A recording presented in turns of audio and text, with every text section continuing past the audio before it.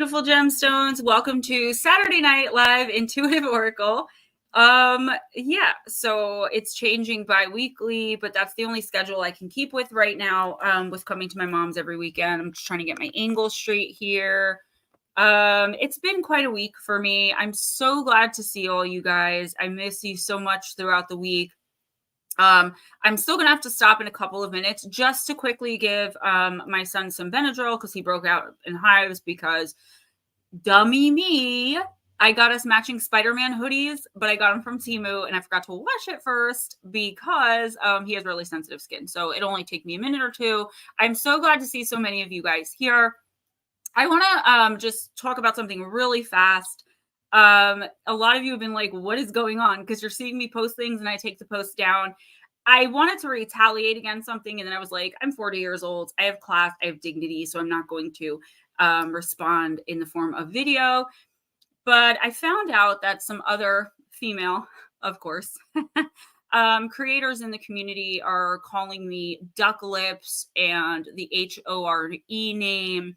And it's kind of hurtful because it's just like being bullied in high school, but as an adult for people I don't even talk to. Like, I don't talk to any females in this community anymore, as far as like creators go. So, but it does hurt, you know, I'm only human, and hearing that type of stuff, it brings me right back to high school. It's like, I'm not that girl that's going to be like, oh no, stop, I'm so fat. Oh no, I'm not pretty. Like, I'm sorry. Like, I don't know. So I had a couple of days where I was just really like enraged. And then I just found a peace with it and realized that, it is what it is. I only got upset because it was some gemstones that I'm so happy they came to me and said it. So it's like going around like, and people that I know and trust knew that this was being said behind my back. And that's what was hurting me.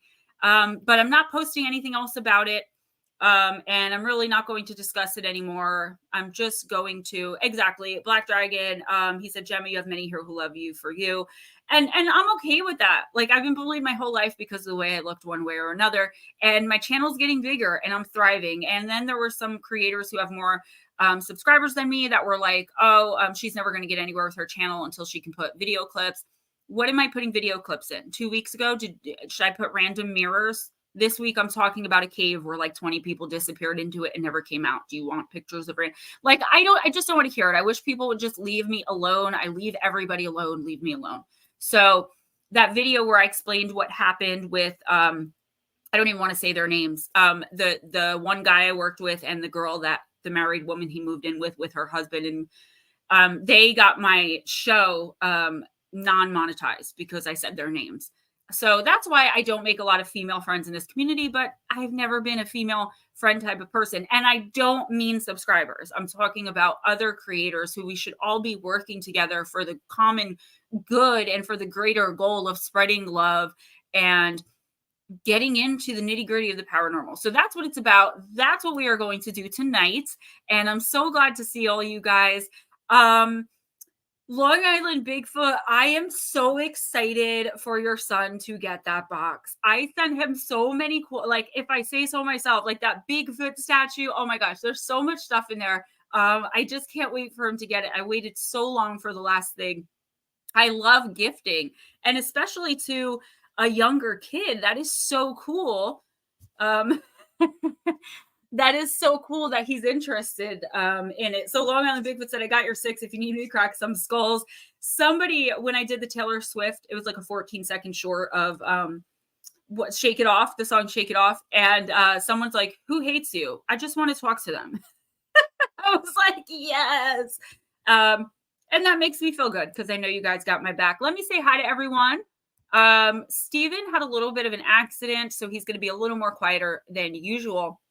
I was traveling this weekend. I'm at my mom's. I'm not home. So I do have some decks we haven't used in a really long time. So I'm excited to crack those out. Wow. Look how high up I have to go. You guys are so awesome.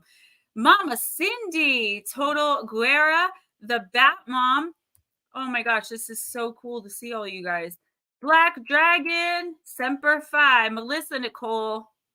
That's okay, Melissa. I totally understand. It happens. Ralph and Cassie, yeah, the schedule's been crazy. Thank you, Miss Paranormal Pixie. Thank you for that beautiful donation. And yeah, eh, I think my immediate reaction was like Jersey Gemma. Like 6 years ago, me started to come out, and it was bad. But then I was just like, what am I doing? Like, I'm thriving, I'm succeeding. Of course they're gonna talk. I like taking selfies. I like the way I look, and I'm sorry that I admit that. I don't do anything provocative. I don't do, anything sexual. I talk about the fact that I'm married, so it is what it is, guys. And I know you guys all have my back and I love it. Elena, I don't know if it's Elena or Elena, but thank you for coming in. We're going to get you going like in the top 3 because you're new and you're also a friend of Long Island Bigfoot. Guys, if I miss anyone, there's a lot of chat here. So don't be, don't think I did it on purpose. Val SWPA, what's up, girl? Multifaceted Jules, thank you so much for becoming a channel member.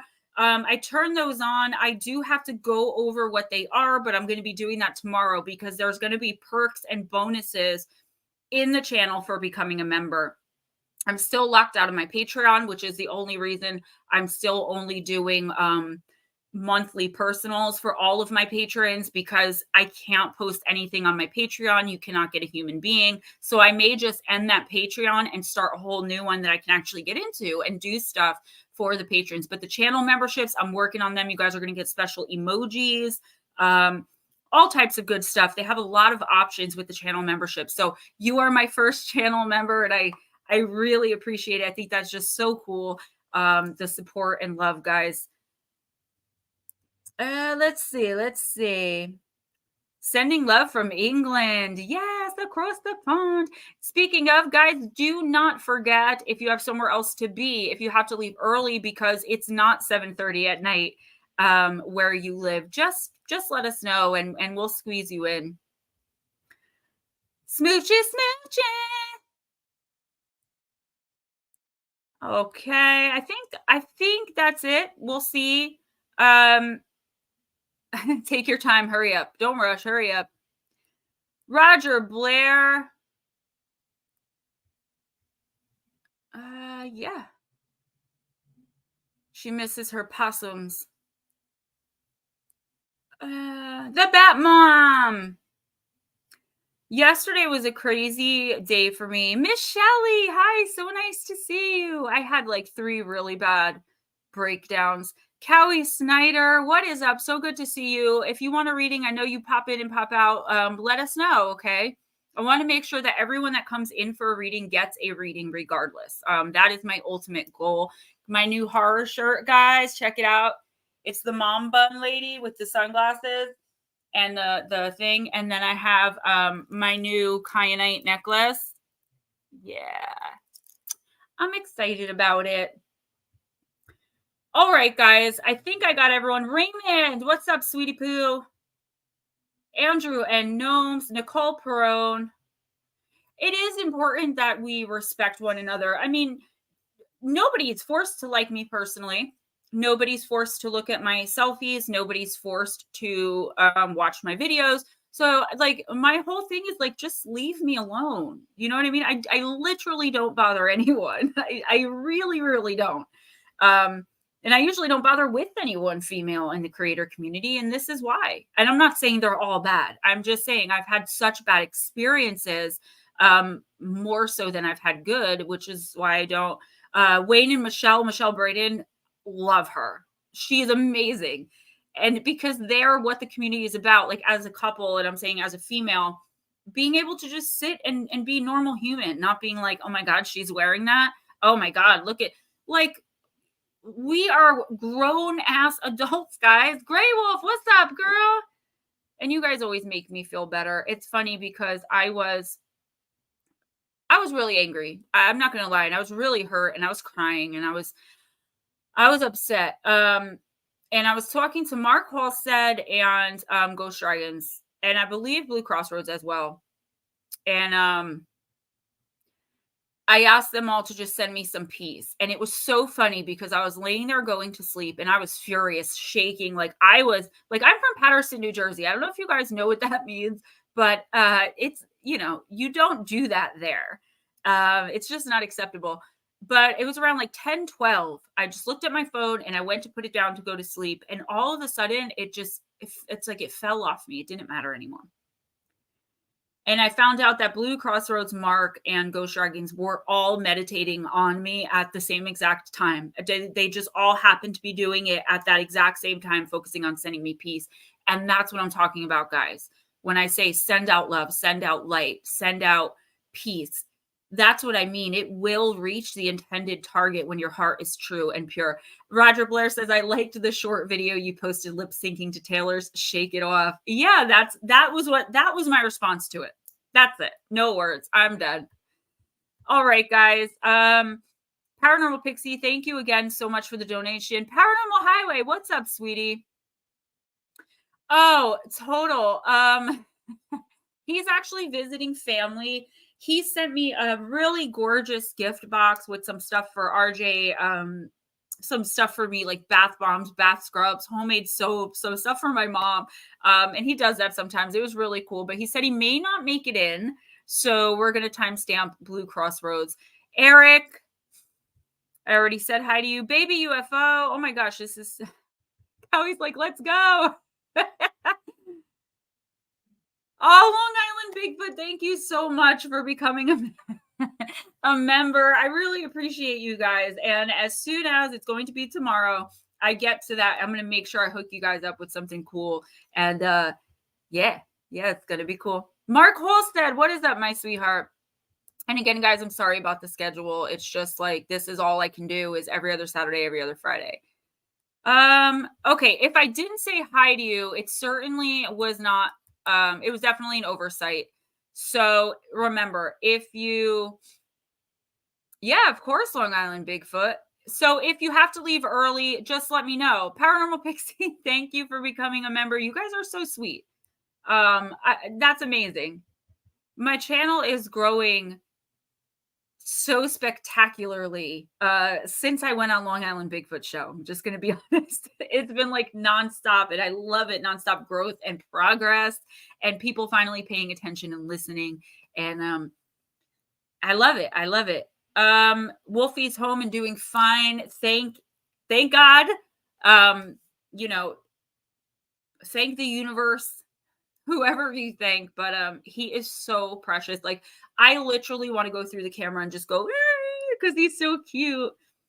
Yeah, some people's jealousy astounds me. Awful people. I mean, grown adults. Gray Wolf, thank you so much. Wow, that is so cool. You guys are so cool. I'm trying to John P. Adventures. What is up? Mama Cindy, welcome again. Guys, I'd like to just get started. We have so much in here. This is so cool. You like Jade too? Long Island Bigfoot, thank you. That is so awesome. Yeah, no, it has. It's grown exponentially since I went on your show. And just like the most awesome people. I absolutely love it. So we have some decks I haven't used in a long time. We have some of our favorites. So let's just get started. Nutslap! Thank you for coming in. You guys are amazing. Thank you. Ghostdragonzw? Cindy's first.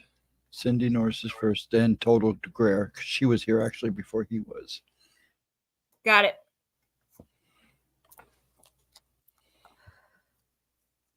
Okay, so Shelly, I don't think they have. That's the thing. They don't have the nerve to actually say it to me. It's just going around the community, apparently. All right, I am using Moonology Manifestation deck. Haven't used this one in a while, but I love this one. Nutslap, thank you for coming in. We miss you.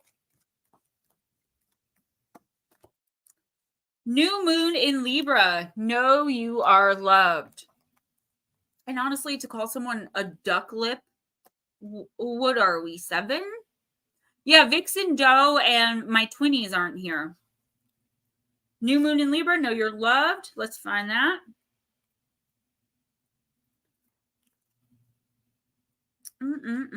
I got a dragon deck here too. Cindy, there's a new or renewed love energy around you, be it familial, platonic, romantic, or otherwise. Whether you're single or attached, a new personal or professional relationship cycle is starting for you. Open your heart and try to be more loving. The trick is to get involved with people you like or even love, be that on a personal or a platonic level. If you want a new friend, you're on the right track. For a work or money question, a new start is highly likely. In love, the sky is the limit if you react with love.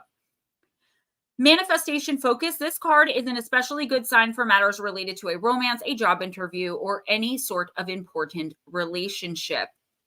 Consider the other person in your situation. What are their needs and their worries? Get out and meet new people. Your manifestation affirmation for this week: love makes my world go round.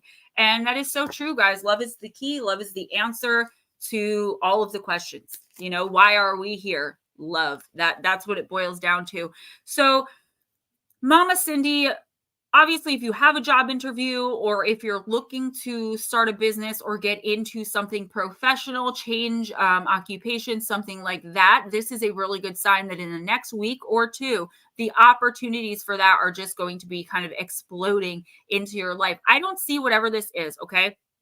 So whether it's a new romantic interest, whether it's renewed romance in the relationship, romantic you're already in, making a new friend. Now, this is not someone coming in from the past. I hate that I'm flicking like that. This is not someone coming in from the past. This is someone new coming in that you're just about to meet. I see it kind of like meeting through someone or meeting through like a social media platform, something like that, where it's just going to be really good for you. There's going to be opportunities. This person is going to be like the opportunity for you. Like, just for instance, if you're looking to start a business, this person is also looking to start a business and they already have investors, but it's the same thing. So like they're bringing you in on it. Like, it's going to be an extremely helpful time in your life in the next 2 weeks. Somebody who can help you tremendously will be coming in, but I do see them kind of shrouded in like a hard shell. Like, they may be giving off an energy of being like standoffish, where you're kind of like, ooh, I wish this person were a little nicer because then I'd get to know them and we could be friends. The thing is, they've been hurt a lot or they've been screwed over, whatever the case may be. This card is also saying, like, get to know them, be complimentary without being a butt kisser, and understand that that's just a wall that they've built up, but they're actually going to be, the relationship, whatever it is going to be really beneficial. At the end of the day, if none of that manifests in the next week or two, just know that the relationship you're in now is going to be a little bit more rekindled, maybe a little bit more fiery or passionate, or maybe just even a little more friendly. If you're single, a romantic love interest could be coming in. And Edna, what's up, girl? Mike J, behold, who is next? Total. I'm going to use the Magic of You Oracle.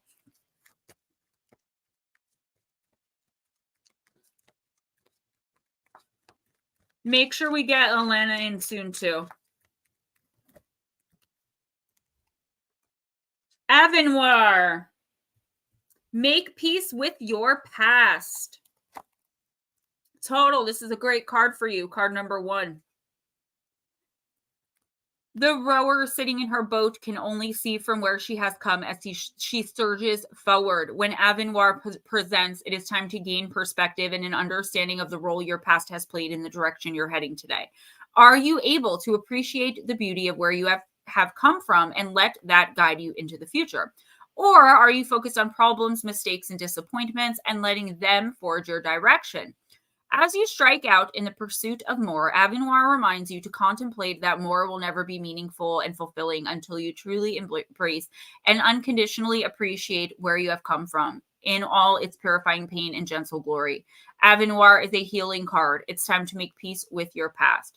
The girl in Avenoir emerges from her journey along a dark, stormy sea. her hair still bearing the waves she rode as she was guided into this moment by her past. She trusts her gut. The tree of her life grows from her core experiences.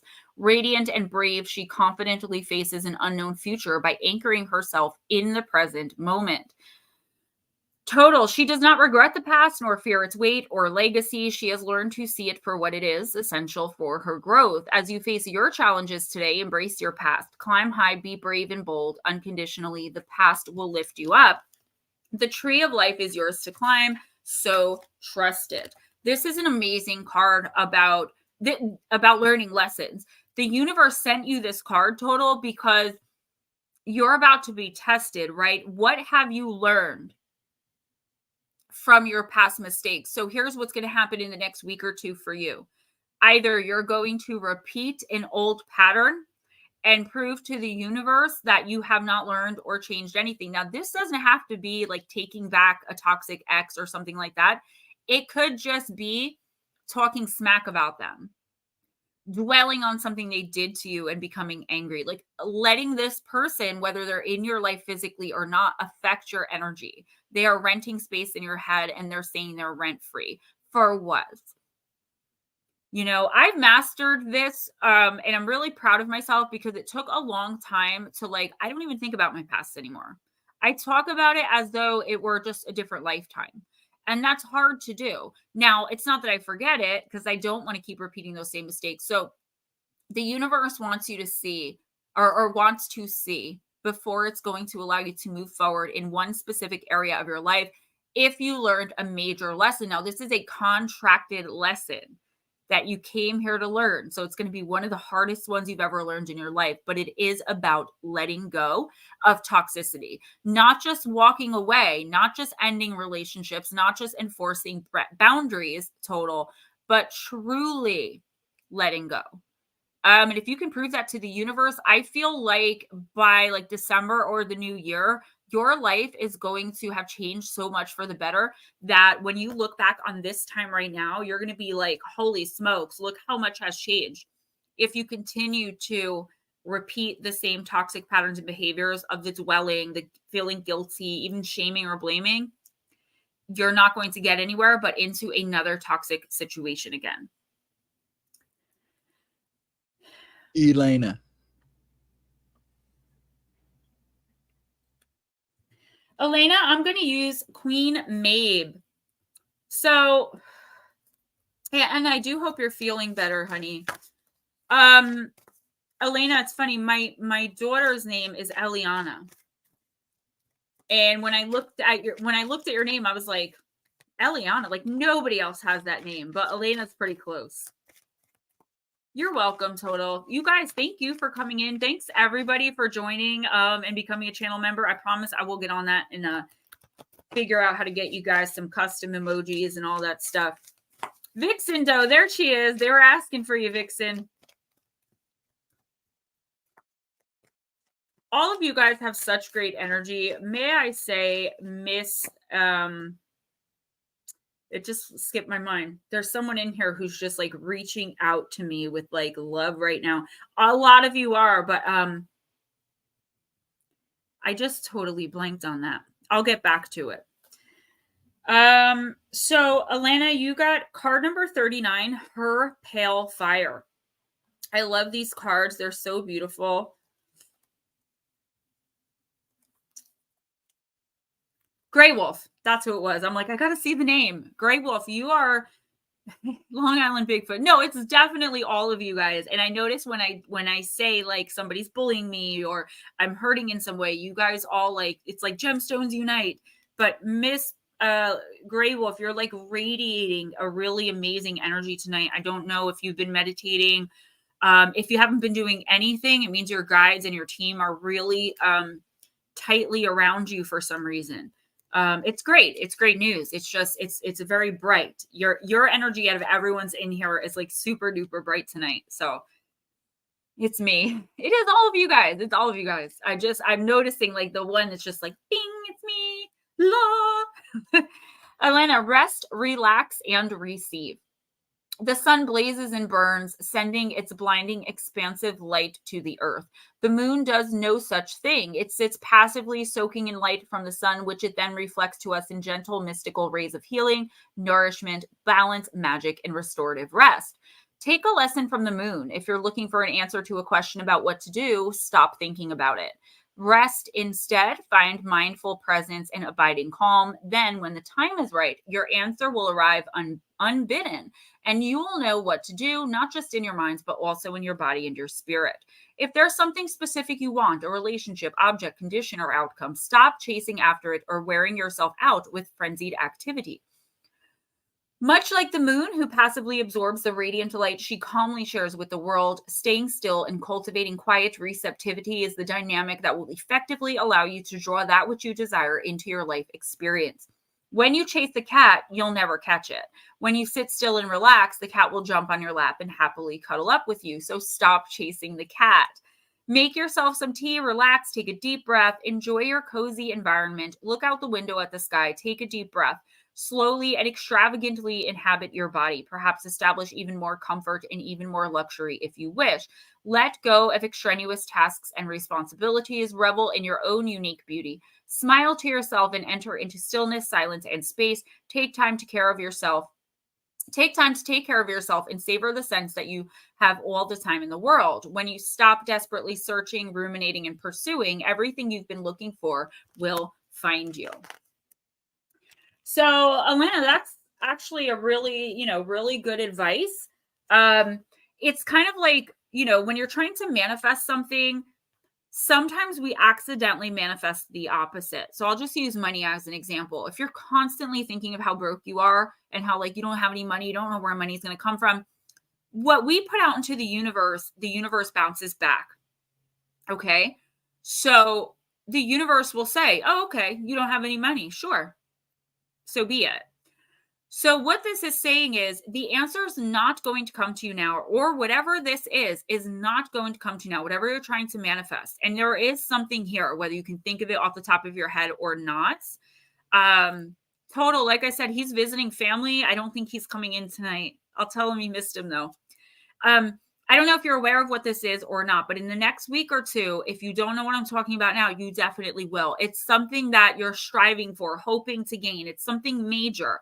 The universe is saying now's not the right time. The universe still has to make some moves and, do its little dance around you to get you to a place where you're actually ready to receive whatever this is. So no amount of worrying, fretting, being aggravated, getting frustrated is going to bring this to you any sooner. When the universe sees you relaxing and not worrying about it and trusting the universe that it has your back, just say, you know what?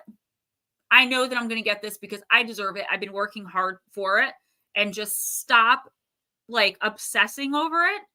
That's when it's going to come in. So technically, after the next week or two, it's up to you when it comes in, because the universe is going to give it to you, but you're learning a lesson through all of this. So you know what? I know it's super duper hard, but I promise you, like, my thing all the time is money. Like, I'm always worried, like, where's the next thing going to come from and this and that. One time I got so aggravated. I was like, I'm not worrying about money anymore. I am done. And I meant it. I forced myself not to think of money. And like, I just let everything be taken out of my account that needed to be taken out. I didn't spend anything unnecessary. And that was about 8 months ago. And I think I had 1 month in that 8 months that it didn't just all work out for me because I stopped worrying about it. Happy autumn equinox. Here's a question for you guys. Do you guys say equinox or equinox? I say both. Wow, I know already, Gemma. Nice. There you go. So listen, take a time out, relax, take a walk in the woods if that's what you'd like, a walk on the beach, or just take a nice relaxing bubble bath, or do something just for you. And know that the universe, your spirit team, it's all working together in your favor to bring this to you. Whatever it is, I can't, with one card, I don't see a lot. I see like just enough. Whatever and or whoever this is, you are going to receive it. It is coming. But there's a lesson that you're contracted. For some reason, I'm seeing a lot of contracts tonight coming in. And this is something that you're contracted that you must learn, or you cannot move forward to this next thing. So, girl, take a step back for the next week or two. I promise you, as soon as you really stop worrying about it, like down to your core, and understand that it's coming, you got this, you will get it. It's just going to, and it really will be that quick. A lot of contracts tonight. Get to see y'all's contracts. That's one of the things I love about reading. They don't always come in, but sometimes, a lot of times when I read for people, their contract will come in, so I can like kind of mentally scan through and see like contracts, and it's pretty cool. A lot of your contracts are coming up tonight. Don't forget, guys, don't leave without a reading. Moved to Jersey from California for the seasons. Lucky you got out of there. Ghost Dragons, are you feeling okay? Mm-hmm. Ghost Dragons had a fall. Ready? Do you want to tell them about your fall? I fell. He fell and hit his face. So I did it Thursday night, right before Pixie stream. Long Island Bigfoot gave me an idea with the spirit talker. I'm going to keep that thing running all night tonight. All right, who's next? Bat Mom. Bat Mom. Bat Mom, I'm going to use Wild Woman. No, he did not fall. He slipped, I think. He thinks on some cooking oil in his kitchen because he's the one who normally cooks dinner. And he actually hit his face on the counter. Don't drink Natty. The beast. I'll drink Schaefer's first. I actually like Pabst. I was a drinker, though. So, like, if you put it in front of me, I would drink it. But I used to chase Jack Daniel's shots with Budweiser with a straw. So, Budweiser on top with a straw, and then shots of Jack. And the Budweiser was really just as a chaser for me. Multifaceted Jules says, Gemma, had to let you know, spooky accurate on my personal. Gemma pulled a card that said Jules and multifaceted. The first card I pulled. Yes, it actually said Jules and multifaceted in the card that I pulled for her. Nice, Bat Mom. You should have sent me a picture. I would have loved to have seen it. Grey Wolf, I will leave a timestamp for you, okay? I know you don't like to skip above people, but I would like to do that for you if that's okay. Bat Mom, that shirt was one that Arisha sent me to gift out. So I'm really glad it fit. I'm glad you liked it. I had it in my closet for a while, and I'm like, I want this shirt, but also, like, you guys know me, gifting is something that I really love to do. So Killian's is good, but I got to tell you, if I had to choose a favoriteest beer, I would choose, and don't laugh at me, Sam Adams Cherry Wheat. It's delicious. Who am I reading for? Bat Mom. Bat Mom. You look so angry. You know, I don't like to see that. This is interesting. Alana, thank you so much. But I do appreciate that. But I assure you, it's not me. It's your spirit team. It's spirit that's all around us all the time. And they wait for moments like this for someone to come to someone like me to give these messages. So I'm really glad it resonated, and I hope you'll come back in. We do every other Friday and every other Saturday. It's confusing, I know. But I have a kindergartner in my house, so I've got to work around his schedule. But please come back anytime. Hang out with us. It's a good time in here. Totally. Oh, North Jersey. I was like, who lives in North Jersey?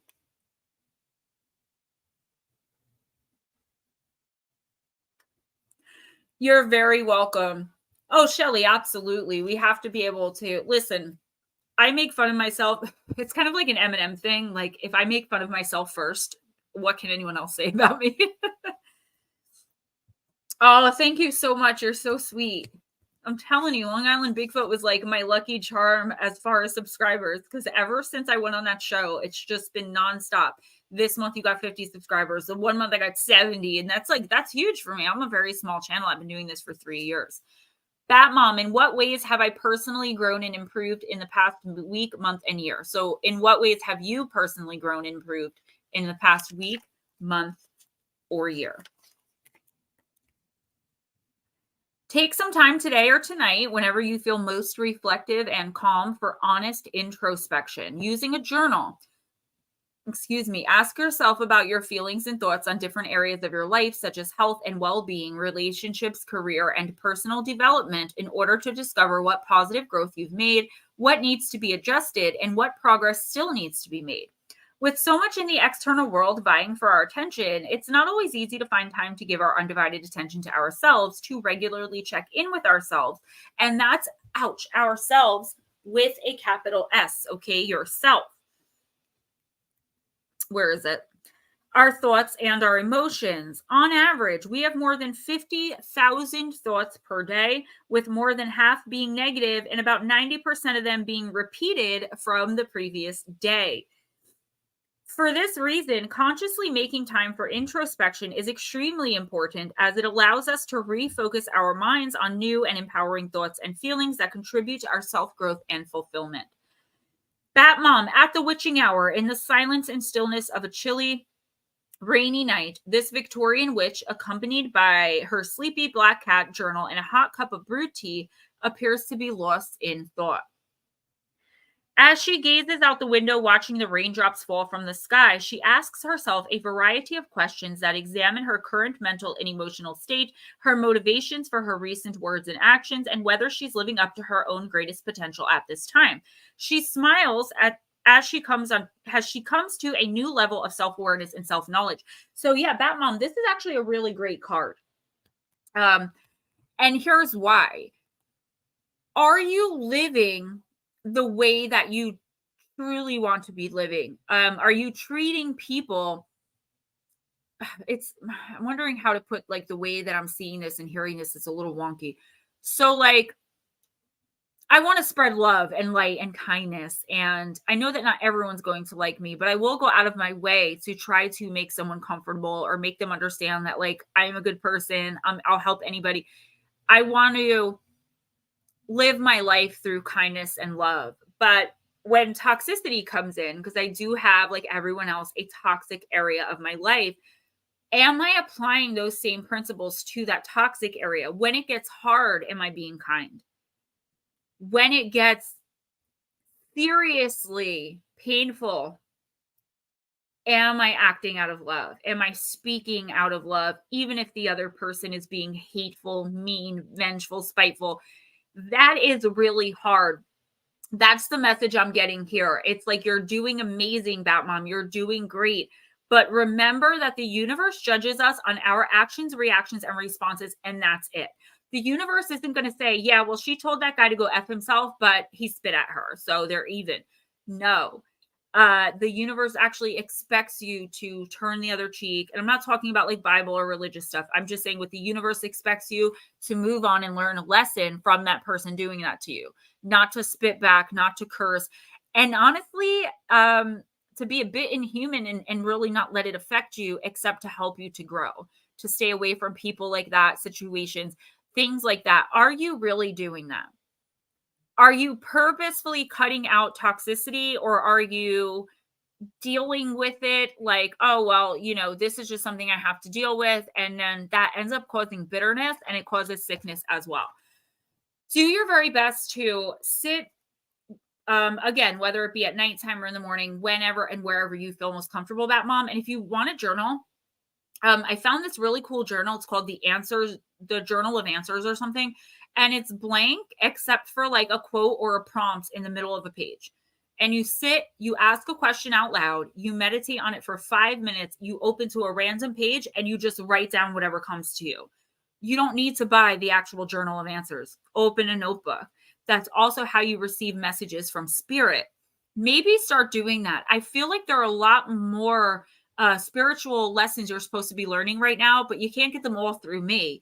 You have to learn how to listen as well. And I think you are hearing them, but you're not recognizing them for what they are. You're just like, oh, that was a weird thought. Or, oh, where'd that incredibly peaceful feeling just come from? Oh, why am I raging out right now? Those types of things. In the next week or two, Batmom, go the extra mile to act, react, and respond with kindness and love when you can. Nobody can do it 100% of the time. It's impossible. Unless you're an ascended master. And Jesus was an ascended master, so good luck, you know? Come on, Ghost Dragons. I want to see a smile. Ready? Ralph. Ralph is next. King Ralph is next. I always think immediately of Ralph Cifaretto from The Sopranos. I don't know why. I guess because I don't know any other Ralphs. So, guys, I think these are my favorite nails that I've ever done. The Halloween nails are coming soon, too. I've got some really cool ones. Ralph, let's use the Vampire Oracle.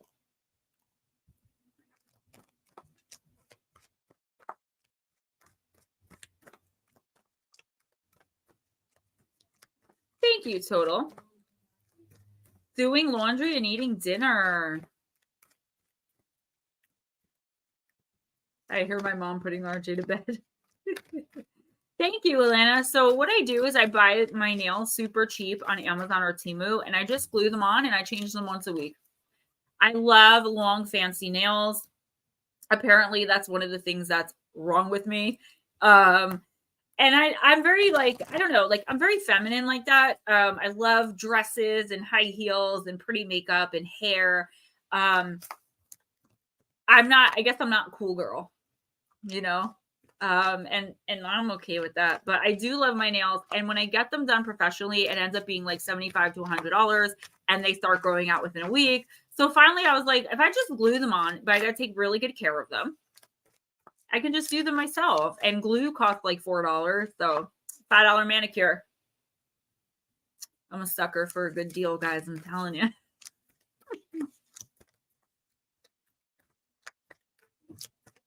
All right. Find her nails everywhere. Yeah, I definitely had to look. It took several different tries for me to get the right glue. That is for sure. Me too. I'm like, if they can click like that, then I'm happy. I do that when I'm writing because I'm a writer. Like that's my day job. And I'll be typing with one hand and just going like this. I don't know. It's soothing for me. Your pedicure is expensive. It does get expensive. I love that you get pedicures, by the way. It's actually like a spiritual thing. Like anything done through like your feet. Foot massage, pedicure. It's very spiritual and it does open up the nerve endings of your body to receive higher vibrational energy, believe it or not. Thank you, guys. My toxicity of surviving is doing the same thing over and over, just keeping a Band-Aid on the wound. Time I did something about it. Bad Mom, don't feel bad, okay? Do not feel bad about that because I'm in the same boat. I think a lot of us, because there was always that one situation that like we put so much time, effort, energy into. But sometimes we have to come to the understanding that it's not up to us. Like we can change as much as we want for the better, and we can do like the actual best and the actual most for someone and in a relationship for a situation. But if the other person's not quite there, if it's two people and both of them are willing to take accountability, take responsibility, that's where you're going to grow. If only one of you are taking responsibility and being accountable and apologizing and doing the most, that will never work. And that will drain not only your energy, but your spirit. You will become physically sick. Your nervous system will be a mess. You will gain weight because cortisol from being in fight or flight constantly. Guys, I've studied this. It's a personal thing. Like I've looked into this. It's really true. It affects you spiritually and physically.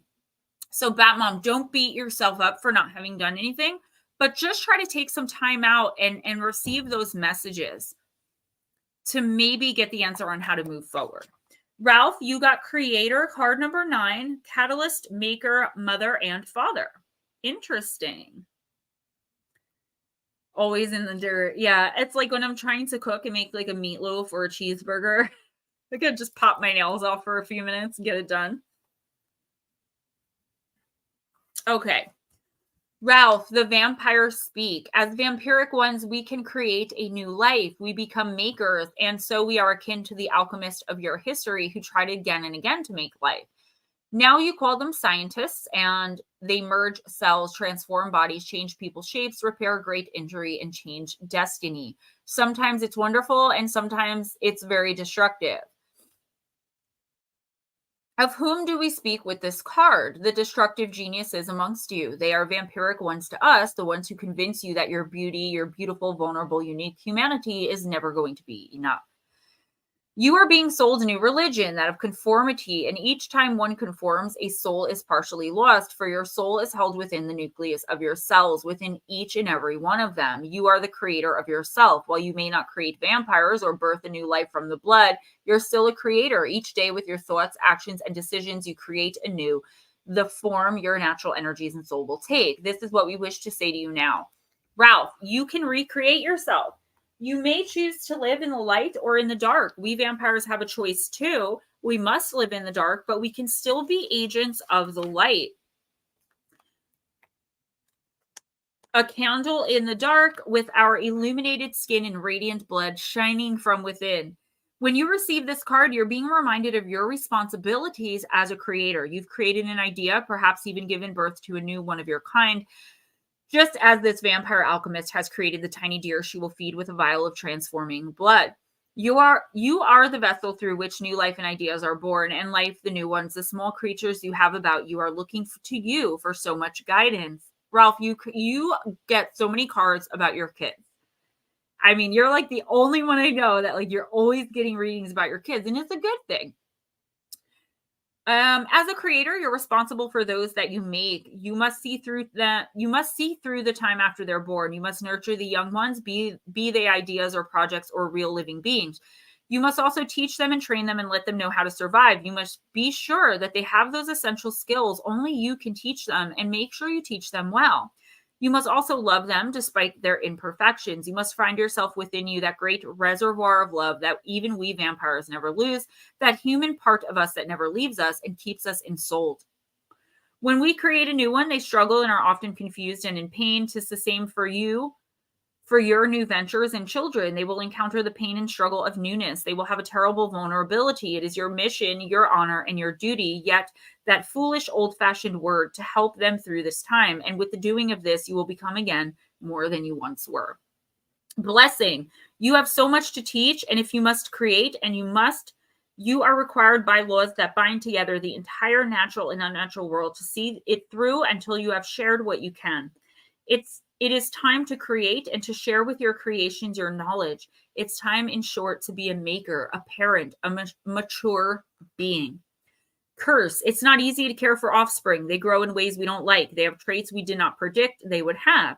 They require great time and great effort, emotions, and even pain. They take a great deal, and they feed from us, just as this deer takes the very blood of her vampiric creator.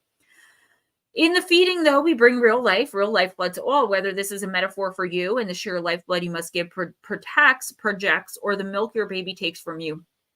Feed what you have given birth to. As a maker, you will find joy and pain in this. Working with this card, you have a creative spirit and the ability to bring life a wonderful new project. This will bring you wonderful responsibilities and opportunities. Don't hesitate or delay. This is part of your sacred purpose. Again, a contract. So, Ralph, there's two things here, and one of them that I kept seeing, one of your children is a soulmate. This child may struggle more than the other ones. I think you said you had 3. So whatever child this is, they're a little bit more vulnerable, and it doesn't have to be the youngest. I think that you see it in their energy. Pay a little extra attention to them in the next week or two. You're an amazing dad. Just pay a little extra attention to the most vulnerable one, right? Make sure that you know what's going on in their school, you know what's going on in their mind, because I do see a little bit of negative energy, like a little negative lightning bolt striking them. For whatever reason, they probably have a contract that they're fulfilling a part of their contract right now in their life, and they're going through something, even if they could be as young as like 2 years old when this starts happening. So just be aware. It's nothing like bad. There's nothing after your kid. I'm just saying there is one of your kids that maybe isn't as confident as the others, or a little bit more precocious or whatever. So pay a little extra attention. Now, the other thing is, if you're thinking of starting a business, getting a new job, starting a brand new romantic relationship, taking the next step in a relationship, this is something big, something major that I feel like you really want to do, but you're stressing about with all of like the what ifs. The universe is saying now's the time. You got this. Go forward and do it. So again, no matter what it is, if it's something you're struggling with, like, should I do this now? Is this the right time? Yes, and yes. Okay, go for it. Take that leap of faith. The universe has got your back on this one.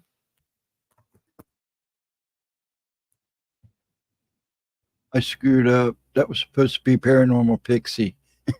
But you can do Eric, both of them, since I got ahead and called him. So that's up to you. Who? It's Paranormal Pixie. I accidentally hit Paranormal Highway. But you can go ahead and just go do both I'll of them. do Pixie and I'll do Eric. Yeah. Okay. No, Steven accidentally skipped you. This is you now, Miss Pixie.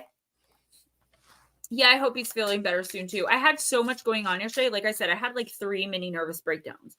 Like, I never call my mom with my issues. My mom, like, she's a stress addict, you know, and she worries about me. I never do that. I called her 3 times yesterday, crying in tears, screaming at the top of my lungs, like banging on things. Like, I was just losing it. So when he messaged me that he had fallen, I didn't even see it. So tonight when I saw him, I said, what's going on? Why do you look like that? And he's like, oh, I hurt myself. Remember, I told you I fell. And I felt so crappy. What a week, right? Thank you. Iron Dogger, Gemma, you look beautiful as always. Hope all is well. Ghostdragonzw, you're looking quite dapper, like the gentleman you are. Absolutely. Oh my gosh, Black Dragon. That is the Johnny Cash song, right? Love it. I wish I was an apple hanging from a tree, and every time Cindy comes along, she'll take a bite of me. Get along home, Cindy, because the weather is so fine. I don't remember who sings that, but I do know that song. Ralph and Cassie Francis says, you were spot on with my middle child. He's had trouble at school the past 2 days, and it had to go down. He hasn't been himself. He's seeking more attention than usual with me, and I'm giving him more. Good. This isn't like a permanent thing. There's just some contracted lesson that he's learning right now. You just walk him through it, help him through it. As long as you're there, like you are, and you're interested and invested, he'll work through this and he'll learn. He'll get like that check mark. Your contract is like a list of like a chore list. There's pages and pages, but a couple of the pages are like, we have to learn this. That he's earning that check mark, but you are a part of that because you're soul connected to him. So if you're not invested and you're not interested, which I know you are, it could end up turning really bad for him. But because you're there, because you're invested, you're interested, you're taking the time, he's going to be just fine. You are so welcome. And thank you for all your support as well. I didn't see Aerith. He usually sneaks on in here. All right, Miss Paranormal Pixie, I am using Earthly Souls and Spirits Moon Oracle. All right, Roger. Thank you so much for coming in. Too many people know my name, but I love them. The cast of... Okay, Vixen Doe. Yeah, there is a Johnny Cash song called Cindy as well, but I know that one. It might not be like his song. Like, he may not have written it, but he definitely sang it. Miss Paranormal Pixie, you got the card of Tranquility. I hope the twins are okay. Calmness, meditation, and healing. Use the powerful realm of your mind to bring you into a state of tranquility. Only you can do this for yourself. Allow peacefulness to replace any negativity trying to harbor inside of you. Choose to plant loving thoughts in your mind and banish all negative energy from taking hold. When I read that, I heard insecure. Maybe some insecurities, some old insecurities being churned up in you.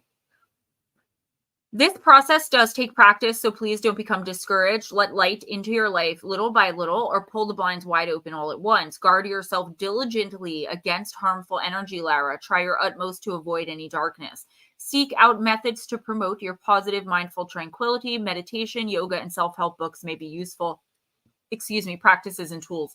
Intention, infuse your being with love and light. Sit with your soul quietly and find inner peace. A quote by Prasad Mahes: "The mind is like water. When it's turbulent, it's difficult to see. When it's calm, everything becomes clear." So, Miss Pixie, I don't know what's going on for you, but I see like, okay, so what I'm being shown is like an ascension in your life. Like you're achieving something, but here you're like, I can't do this. There's no way. Like, I don't deserve this. I shouldn't be here. I'm not as good as this person. I don't know why.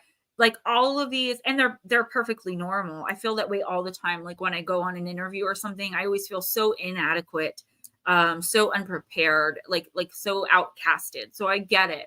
But listen, you've worked hard for this. So if you don't know what I'm talking about, I do feel like there's an opportunity that either has just come in or in the next week or two, someone's going to invite you to do something, offer you to do something. It's something that you're working towards in your career. It is career based, but your insecurities, these things that you're telling yourself that are not right, they're wrong. You do belong, you do deserve, you are worthy, and you're beautiful. It's like it could stop you from accepting this, or it could stop you from doing well. And we don't want that. So take some time to sit with yourself, get your favorite crystal, meditate with it, do whatever meditations work well for you. I kind of see you sitting outside in the moonlight for some reason with this, but you can do it at any time. You know that. Lara, understand this. Whatever opportunities come in for you, especially in the next week or two, jump on them because they are career based and career focused, and they are leading step by step up the ladder, rung by rung, to where you want to eventually get to. These are baby steps. You're barely crawling, but you are getting there. And if you don't take these opportunities because of these illogical insecurities that are popping up, you're going to miss out. You really are. And you're not going to get to where you ultimately want to be as quickly as you should. Hey, go ahead and do Paranormal Highway, and then we'll do Yes. Mike. Alrighty. Paranormal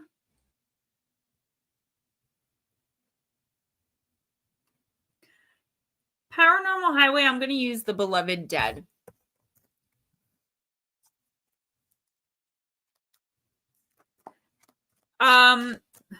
Blue Crossroads sent me a guitar keychain because I collect keychains. It was pretty cool. It's coming, Lara, for sure. That was the universe, your team being like, listen, don't sell yourself short. Don't lie to yourself. If you're being invited, it's because you deserve to be invited. That's why it didn't happen sooner. You weren't ready. It's coming. If you know, you know. Yes, you are so right, Lara. You are so right. I feel like if you know should just be a whole movement at this point. All right.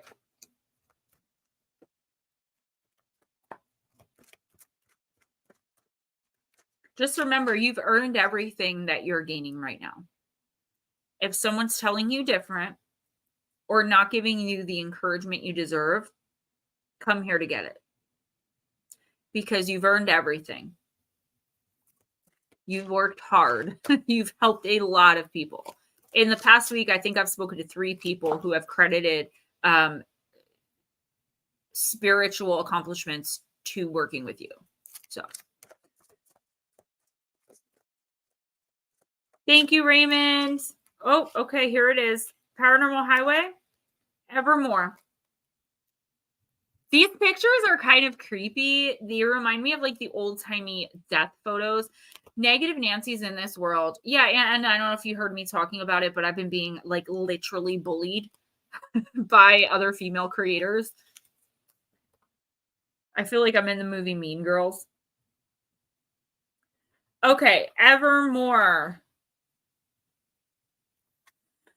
Okay, Paranormal Highway quotes the newlyweds. Evermore. When this card is representing a loved one, individual, or event, it's raising the significance and context of a marriage, official coupling, partnership, proposal, betrothal, or an actual wedding or honeymoon.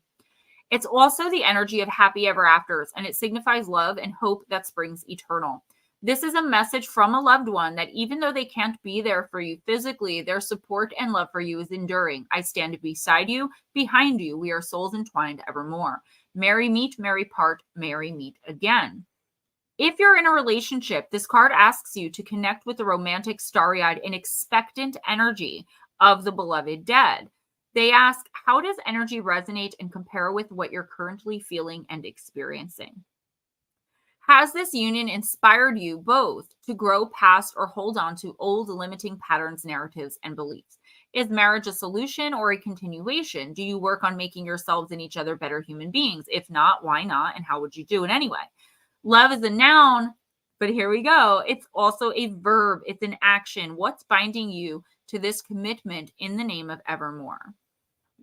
Are there spoken or unspoken expectations in place, and are they reasonable or unreasonable? If you're single and frustrated trying to manifest love while asking every fortune teller when you'll meet your soulmate, the beloved dead of evermore step forward for you. They ask you to mindfully consider your intention, your heart's desire, but most importantly, your undercurrents. What are your exact instructions to the universe? He will bear my call a mile away. He will whistle my favorite song. He can ride a pony backward. He can flip pancakes in the air. He'll be marvelously kind, and his favorite shape will be a star, and he'll have one green eye and one blue. Alice Hoffman in Practical Magic. So heterochromia, by the way, I think that's so adorable when someone has two different color eyes. My son has it, my oldest son. In Practical Magic, the young Sally Owens performs a love spell called the Amas Veritas, where she petitions the universe for a partner with qualities that she sure can't exist. And if he doesn't exist, I'll never die of a broken heart. Once she moves past an ancestral agenda that equates love with pain, he arrives, a state investigator, badge shaped like a star with heterochromia, different color irises, and he flips pancakes, go figure. So, hey, Cuzzo, welcome. Don't leave without a reading tonight, okay? Yeah, so Paranormal Highway, I don't know if you're married. I don't know like what your romantic situation is. It would help to know that.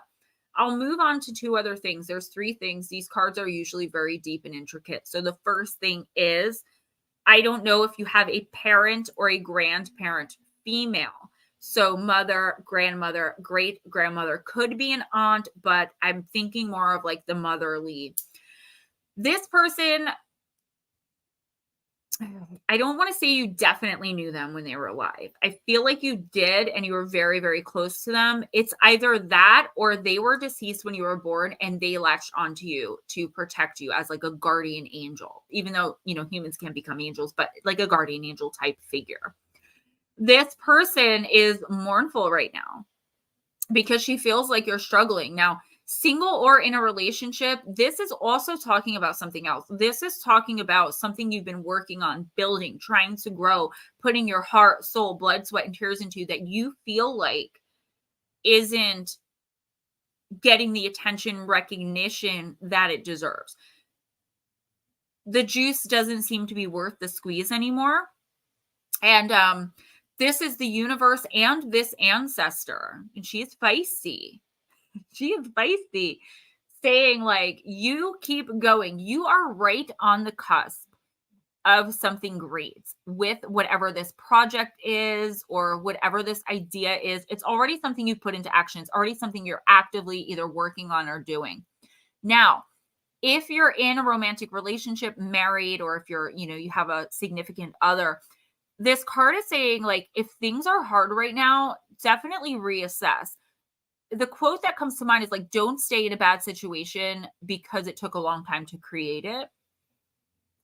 But if you still feel like there's a way to salvage the marriage, the relationship, the love, you be the one to go out of your way first to talk it through, to make those romantic connections again and to do something big. If you're single, I feel like that's okay with you right now because you have this other thing going on. Whatever this is about, Eric, do not give up and know that you have a feisty old woman. She's circulating and she is like, do not give up. Like everything is about to come to fruition. It's like you'll give up and the next day you'll get like that big offer or that grand attention that you were working so hard towards, but then it's too late and you're going to have to start all over again. It may be time to give up in love. I don't usually give that message, but I feel like what I'm seeing is like an old meme. It was like a guy walking down the stairs and there was like this giant creature behind it floating in the air. And someone said, caption this meme. And I wrote, when you're with the wrong person. And they were like, oh my God, that's great. That's what I'm seeing. That's coming to my head. So maybe time to, start considering what is keeping you there. If you're in a relationship like that, it doesn't actually have to be romantic. It could actually be familial. I'm just seeing like the connection. Chris Jarvis, what's up? Long Island.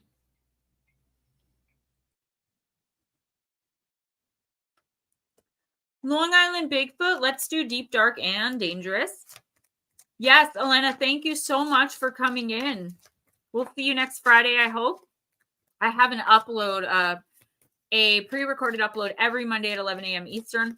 Guys, this Monday, it's Mysterious Mysteries. I'm talking about a mysterious hidden cave that multiple people went missing in. I'm talking about the disappearance of Randy Leach. Where the heck did this dude go? It's crazy. And there's something else I threw in there as well. Oh, the Hannibal Mine boys. They went missing in the Hannibal Mine.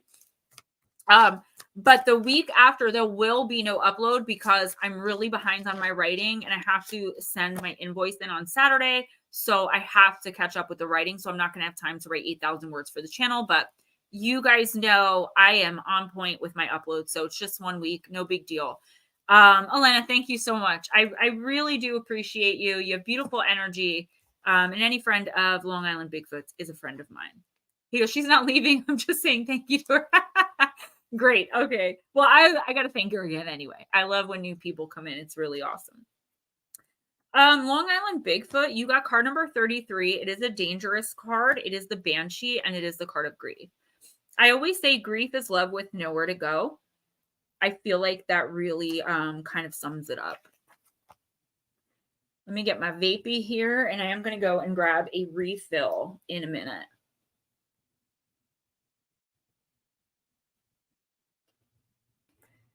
Mike, you're so cute. Like, that's what I want. Like, playful, loving, respecting one another. You know? Acts like a cute little school. Are you talking to me? I think I do. I didn't have a childhood and I really didn't have like a teenage life because I had a baby at 16. So like, I think now I'm like living vicariously through my younger self. The cat, what is up? All right, Long Island Bigfoot, grief is love. Oh my God. This must be where I got that quote from. Grief is love with nowhere to go. It is important you take the time to properly grieve a loss, no matter what form it may take. Sorrow and grief are natural parts of life and can renew you. You should understand that you'll die and you should prepare yourself. Find the joy in life. That was kind of harsh. A banshee is from the family of the Fae and is recorded by the Irish and Celts. The banshee, always female, keens or wails to members of the family of someone who has or soon will die. They foretell death. Sometimes the banshee will walk with someone for a time and then begin their laments. The human quickly realizes they're Fae by the sound and are stricken with worry or grief. Sometimes a banshee will be seen from within a household that has sickness within it, and of course this heralds that someone will die from the sickness. It's believed that springs from the burial mounds seed that were a feature of ancient Irish culture and that these may well be the Fae who lived in those areas. There seems to be no great agreement on what a banshee looks like. She could take the form of a pretty young virgin or a tall or short woman, or she could be old and haggard with red eyes and stringy hair. There is though certainly agreement on the voice. It's always mournful and desperately sad and cannot be mistaken for anything else. Your plant companion is willow, the weeping willow, and your crystal companion is annualite, which I've never heard of, but I do want to look that up. It's probably gorgeous. I am Banshee. Banshee is only an entity that I've seen twice, and both times it was the haggard, old, terrifying, red-eyed thing. So this isn't saying, Mike, that you're going to die. What it's saying is it's the death of something. But I feel like this is in a good way for you. I don't feel like it's something ending. I feel like you are finally accepting the ending of something.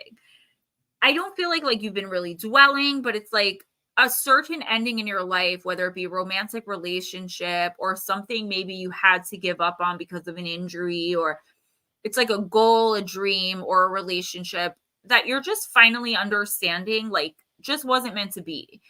You're no longer going to think about this and be like, man, if only I had done that, if only that didn't happen.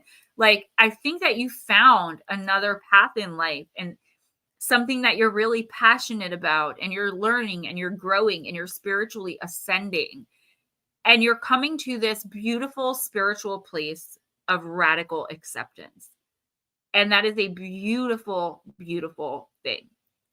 With that being said, I do see sleep paralysis episodes with an old hag, banshee type creature. If that's happening to you, I know it can be terrifying, but I always advise everyone that if you have any sort of sleep paralysis, if there is an entity or an energy around you in your room at night when you're sleeping, start cracking up. The moment you know they're there. That fear, choke it down and laugh.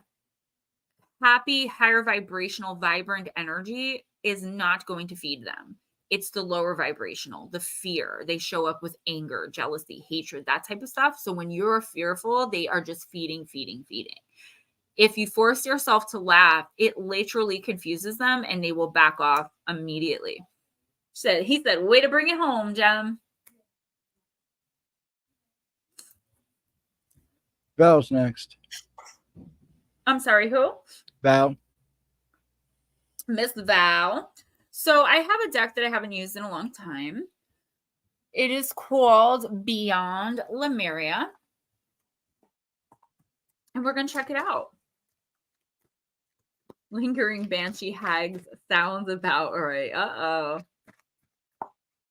Great information. Awesome. Thank you, guys. Let's see. Yes, Miss Pixie, indeed. Miss Pixie says, I also want each of you to know how much I appreciate you all. It especially means so much when you show you trust my abilities, so thank you. Yeah, that's absolutely. Do you know what I mean? Like, I would recommend you to anybody. Like, when people ask me, like, I don't have a lot of time right now because of my situation. You are the only person that I will refer someone to. And I know how that feels. It's like we're not doing it for the validation, but the validation is kind of what brings it all together. And it's like, okay, I am doing, because when you don't have someone supporting you and cheering you on, like it personally, like in your house or in your life, it can be confusing because you never know, like, that's not a normal way for a human being to live.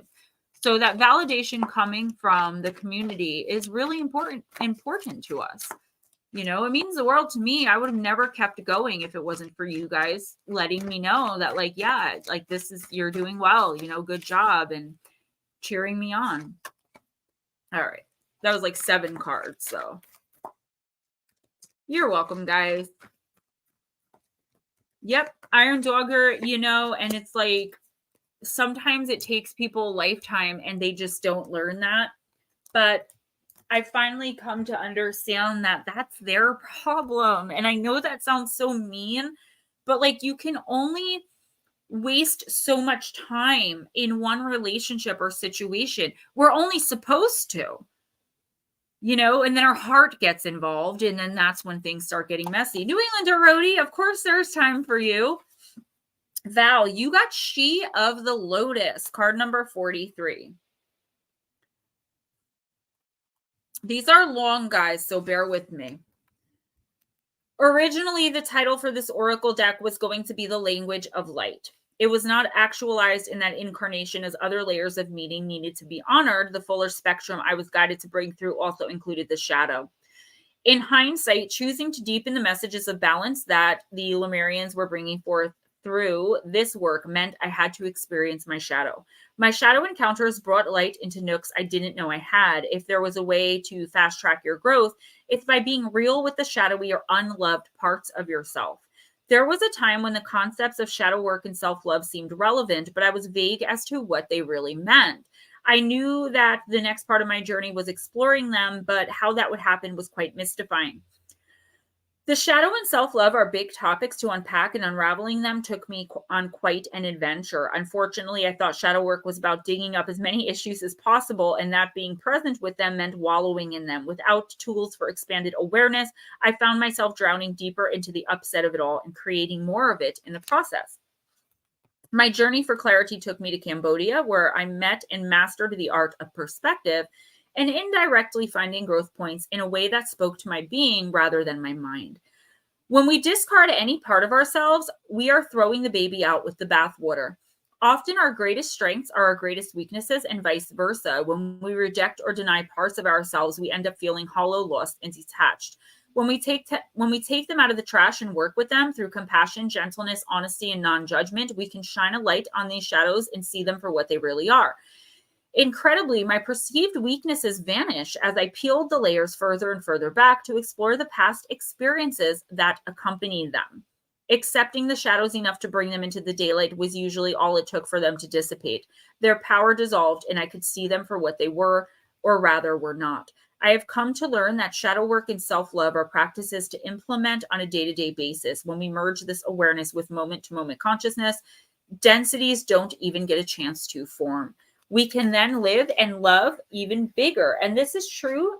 This is true freedom, true self-empowerment, and where authentic love and light radiate. A true light bringer shines light in all corners so shadows can be acknowledged, but then released. Divinatory meaning, take a look at any unconscious patterns that may be running you. Are there elements of yourself you need to take out of the trash, dust off, and reabsorb? Shadows can be painful or tender to the touch. Sensitivity in the area can be a trigger that shows us where we might want to spring clean some of our darker, forgotten, ignored, or hidden corners. Accepting our shadows is the first stage in restoring ourselves to wholeness and self-love. Peel back the layers when there is shame, guilt, or fear and bring them into the daylight. Under a loving and compassionate light, they will resolve and re-assimilate so you can re-engage with your superpowers. So, in the beginning of my career, Val, I used to tell people, because it was what I was doing, that I was sitting and interviewing my former self. Addicted Gemma, captive in a basement Gemma, physically abused Gemma, and neglected little girl Gemma, bullied teenager Gemma. So I used to sit with these other parts of myself, and it was tearing me apart, and I was just waiting for it to get better. And I feel like that's what this card is talking about for you. It's like, it's not about that. It's not about bringing all that old stuff up and working with it, because it's in the past. So dredging it all up and then putting it together with the stuff you're already dealing with and worrying about that you think is going to happen, that is overwhelming, and that will never help us spiritually. So I'll admit I was giving the wrong advice for most people. Now, with some people that absolutely works, but I had a lot of people being like, I'm a mess, I don't know. And then I finally went to my spirit guides and I was like, what is happening here? Your message is, okay, wow, that just came in like really strong. Don't pretend to be something you're not, and don't pretend not to be something you are. If there's someone in your life, like, again, I'll use me as an example. That's the easiest. When I'm around certain people, when I used to be, I would never talk about being a medium. I would pretend that the paranormal was stupid and that ghosts weren't real. Why did I do that? Because I was afraid of judgment. I was taught to be ashamed of my abilities and to not talk about them, to hide them. Then with other people, I would play them up and make them bigger than what they are, to impress them, because I wanted validation. What this card is saying to you, Val, is all of those parts of yourselves are right and true and beautiful. And even if they're parts of yourself that you don't actively engage with, like maybe being a spiteful person, I'm just saying, it's still okay that that's a part of you. It's how you use and utilize those parts of yourselves that are going to be important, that are going to matter. So if you have to pretend to be someone when you hang out with this group of friends and then pretend to be someone when you hang out with this group, and those two groups can't meet. I feel like there's someone, let me just put it out on the table. I feel like there's someone in your life that's making you feel shamed, guilty, or like there's something wrong with you because of some aspect or area of your life. And I feel like it's hurting you enough to the point where you are now starting to not utilize that part. Does that make sense to you? Like someone saying, oh, you're too self-centered. Like you wear too much makeup. This is just a silly example. So now every time you look in the mirror to put makeup on, you're like, if I wear this, I'm going to look self-centered. And you're going out uncomfortable in the way that you look, not feeling comfortable in your own skin to please this other person. You're stripping away parts of yourself to please other people. That is unacceptable. And I don't say that in a judgmental way at all. I'm just saying you need to stand your ground. And you need to be who you are truly at all times while still learning and growing through those hard parts. I scream and I holler and I slam things. I don't want to be that person. I don't want to do that. And I can't say that someone's forcing me to be that way. I'm in control of my own actions. But that's the mastery of it. It gets, harder and harder the more you don't work with those things. So do not pretend to be something or someone that you aren't. And don't pretend not to be someone you are. Every single part of yourself, the good, the bad, the ugly, and the indifferent, are all parts of you that should be equally loved and acknowledged by anyone who's going to be spending any great amount of time with you. And 1 or 2 cards every week, it's just like, I don't know how to expand on that message. That just is what it is. So please, Val, apply it to whatever situation you're in, because this is going to turn into a toxic or abusive situation if it hasn't already. That's exactly what I'm seeing.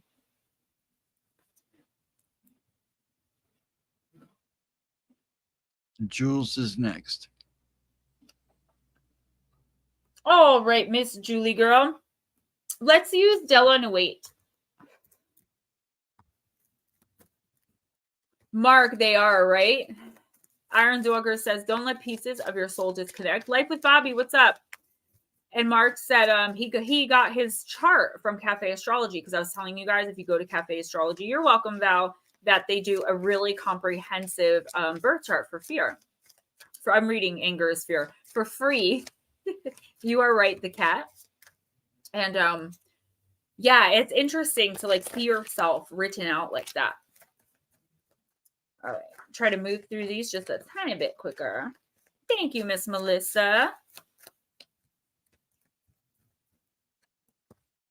The Princess and the Pea, card number 13. I used to love this story when I was little.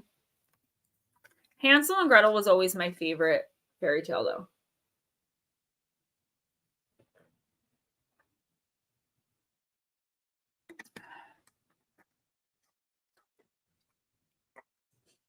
All right.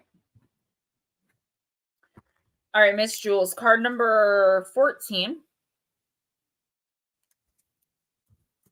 There was a prince who only wanted to marry a true princess, and with royal manners. I showed up at his castle on a stormy night. The prince's mother decided to test me. She placed a pea in my bed under 20 mattresses. In the morning, my back hurt badly because of the pea. This sensitivity proved to the prince that I was a true princess. So we married, and the pea was placed in a museum. Do what my prince did and never go for second best. Jules, only the very best is to be searched for. Don't apologize for being demanding. Don't let them convince you that your wish is impossible or won't happen. You know exactly what you want, and you know exactly why and how, so be it. Sometime soon, the exact thing you're looking for will just appear as perfect as hoped for, and it'll win all the tests handily. So keep asking for the best. Yeah, don't downgrade. I feel like there's a part of you. Yeah, a lot of them do. I think Long Island Bigfoot, some of these are just like real women in photos, which is cool. Jules, don't downgrade. There's something that you want here. It could be something that you want to learn, something that you want to do, or like working with your own inner demons. There's someone that's questioning you. Like, oh, you really think that's the right choice? Okay. And like they're making you, just like I said to Val, there's like somebody making you second guess yourself here. I don't know if it's something honestly, if I'm being honest, I'm seeing like romantic. Like, but that could just be like your standards. It's showing me that like you have standards about something and you don't want to bend, you don't want to cave. Like you've enforced your boundaries. That's it. But there's someone that is like whittling away, like trying to make you feel like poop for enforcing these boundaries or for being like, no, like for instance, like someone owes you $1,500. They've got you driving around town for 10 hours trying to get to them. They keep changing their location. You finally meet up with them 10 hours later and they give you $15 and they're like, same thing. And you're like, no, like I needed the 1,500. And they're like, it's the same thing. Why are you being such a B word about it? That's what I'm seeing. This amazingly incredible manipulation done by somebody that you honestly just need to tell to go fly a kite. Whatever this is that you're trying to achieve is going to happen very quickly. And I see it happening in the next week or two. I do feel like there's another, I don't know what this, I'm seeing like romantic connection. There could be a romantic partner coming in that you have no idea about right now, that you're like manifesting and don't even understand that that's what you're doing. Or someone coming in that's romantically interested in you, that someone is going to be like, oh, he's a good catch. Like, and you're like, no, like not happening. Not my type, not my style. And people are trying to like pressure you into this. Like, oh, your clock is ticking. You know what I'm saying? There's, I don't know why we all have people like this in our lives. Like, why do these people exist? These judgmental, I'm sorry to say, Karens, these negative Nancys. Girl, you know what you want, you know how to get it. And if you don't settle in the next week or two, it's going to come in exactly as you planned. Yeah, Long Island Bigfoot, I was thinking that. So I will definitely get back to you on that probably Tuesday, because I'm leaving my mom's Monday because RJ has off school. Tuesday's back to school night, but we will definitely do that because I think it's going to be, first of all, amazing to meet you in person. And secondly, amazing streams. Yeah. We're going to have some fun. I want to find that old witch hut back there. All right, who's next?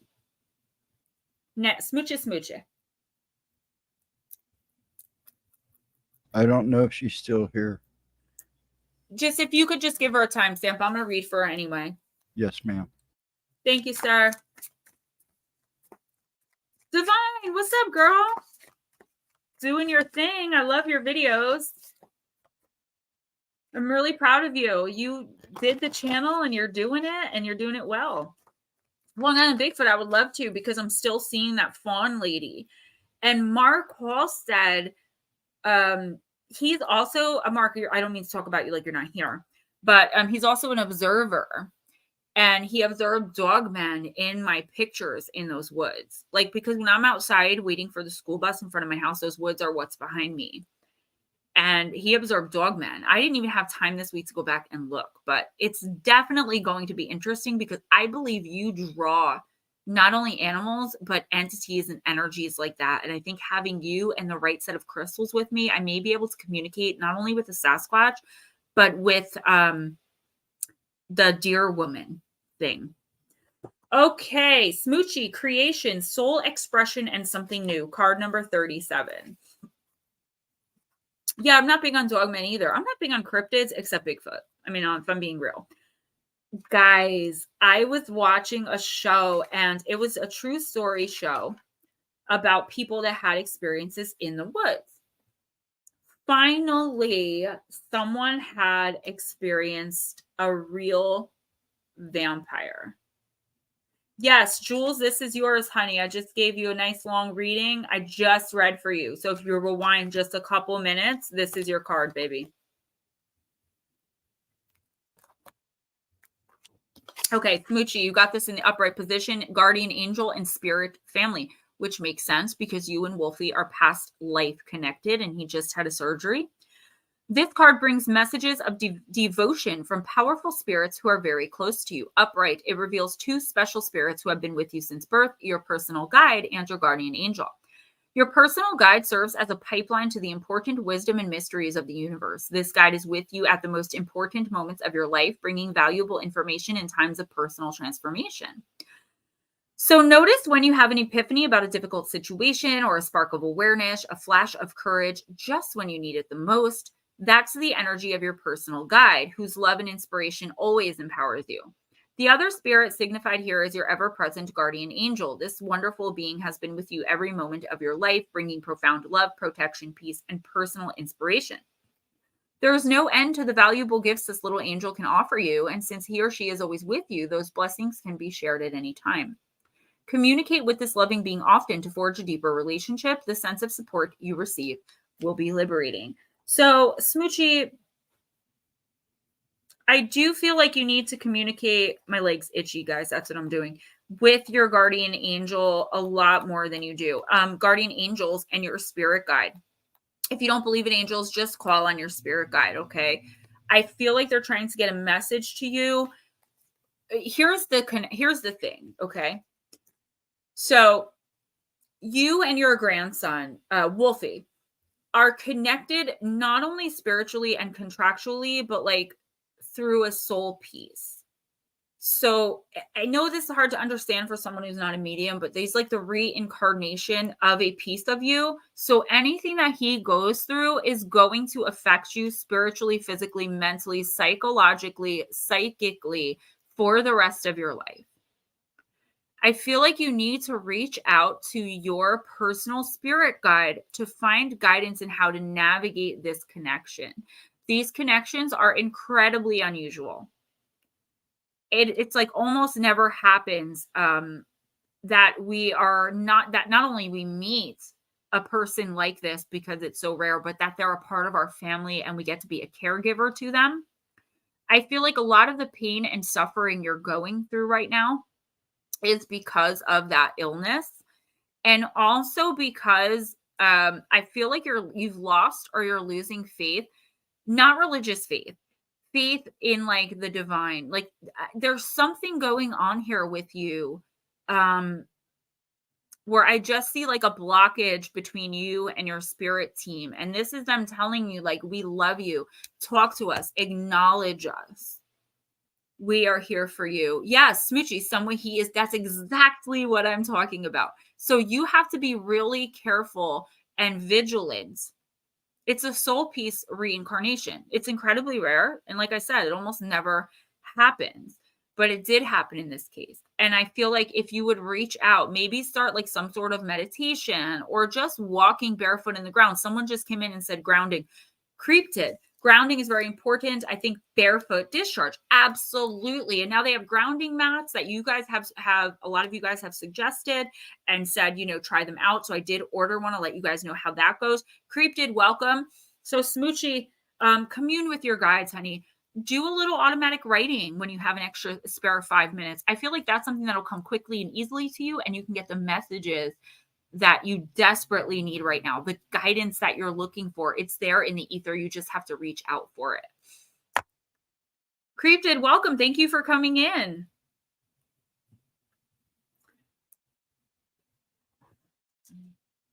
Hi. My lip gloss, I lost it. I gotta put my duck lips on. All right, who's next, honey?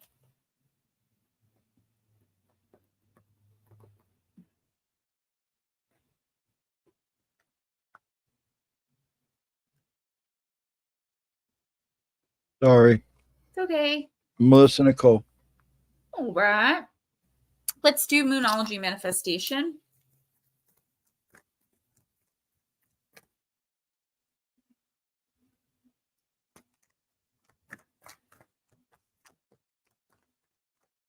Very good, Smoochie.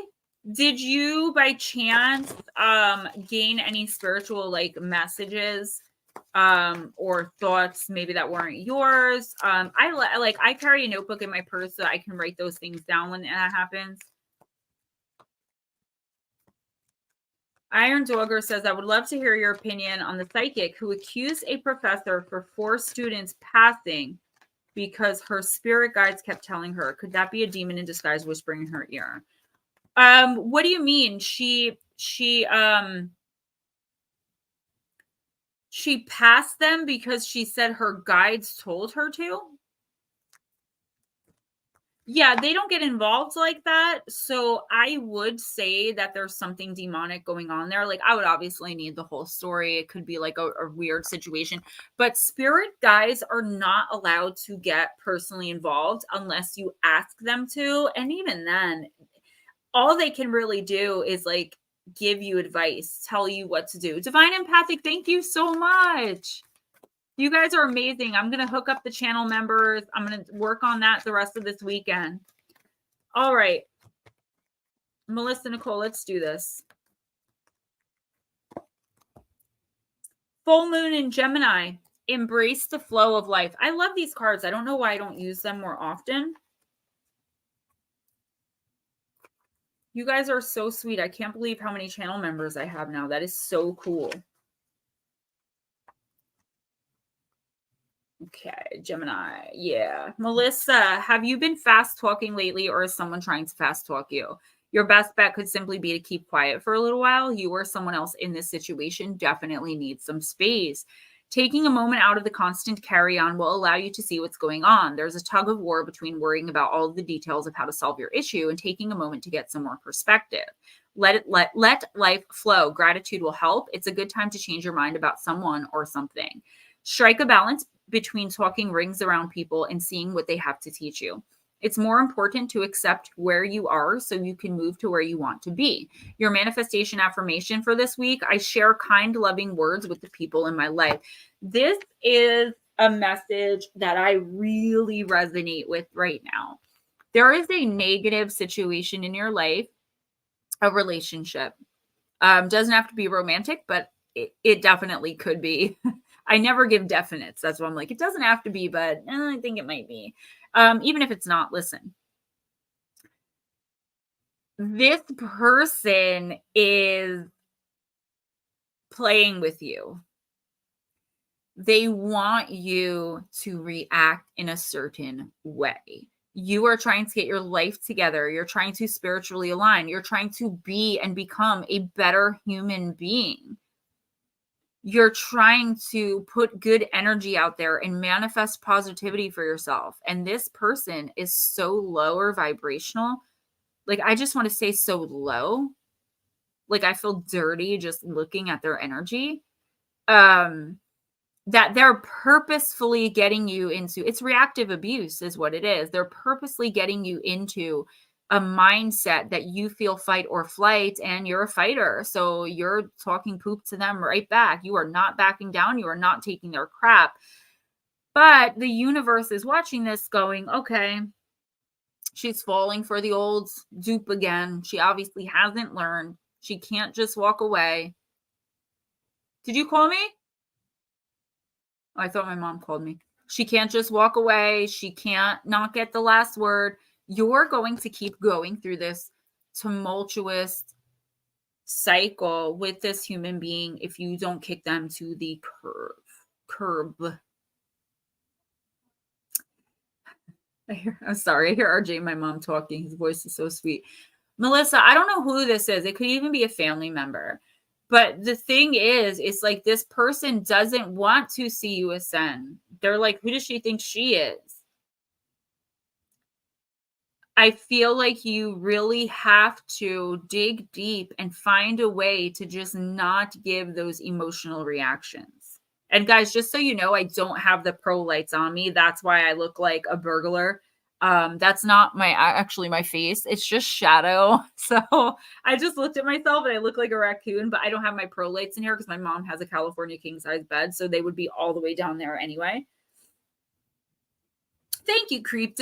Yeah, I thought she called me, but she was calling my other son. Shelly. Miss Shelly. She's still here. I have no idea. Little Shelly Boo. If they can trigger you, they can control you. And this is what I dealt with yesterday. You can ask Ghost Dragons. I was hysterical. Mark, I think you two happened to be messaging me while it was all happening. And I was so angry with myself afterwards for giving that emotional reaction and response. But sometimes it's just like, what else do you do? Like, a human being is only going to be kicked down and kicked around and spit on so many times before they're going to react. And I think that's what happened in my situation, was that I wasn't giving emotional reactions and responses. I was just ignoring, speaking only in terms of facts, and not allowing this person to manipulate my version of reality. And I think that they finally got tired of it, and they're like, "Oh yeah, well, how about this?" And then they did something that they knew was going to affect me greatly with my job, and they knew I was going to snap, and so they did it. They did it just to prove that they still could hurt me. Let me mute for a second, guys. I'll be right back.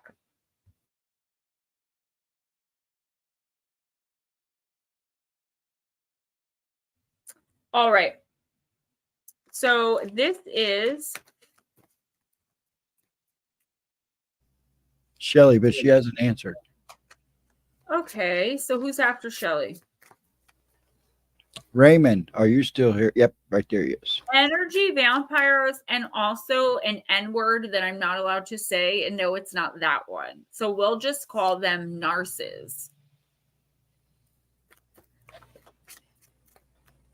It's a wild story, and I can't help but wonder if that psychic isn't fully tuned in and many are mistaken a demon instead. So a lot of people that claim to be psychic, thank you, Mark. Everyone says that when I mute, people are like, you didn't mute. And I never know if they're being serious or not. Cysts. Yes. Let's call them that. Cysts. Just cysts. How about that? Because that's what they are. They're like tumors. Oh my gosh, a nail just popped off. Yep, that's the curse of gluing them on. I'm sorry. Give me 1 second, Raymond. So,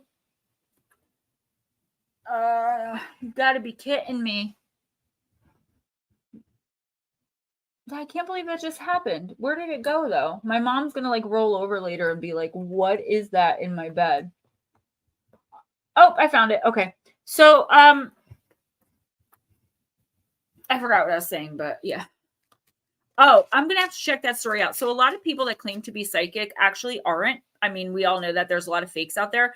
But what happens is they want so badly to have that ability. So instead of working hard. Okay, Shelly, I got you. Let me do Raymond, and then I'm going to read for you. Okay, don't worry about it. I was going to do you at the end if you weren't here. So, and what happens is that opens them up to demonic forces, and it opens them up to be manipulated and used in that way by those lower vibrational and evil beings. All right. So Raymond, I am using the Divine Circus. And I'm missing a nail, which I'm going to fix in a minute when I get up to use the bathroom. Guys, when I use the bathroom, I'm very, very quick. So please don't go anywhere. Ghost Dragons will talk you guys through it.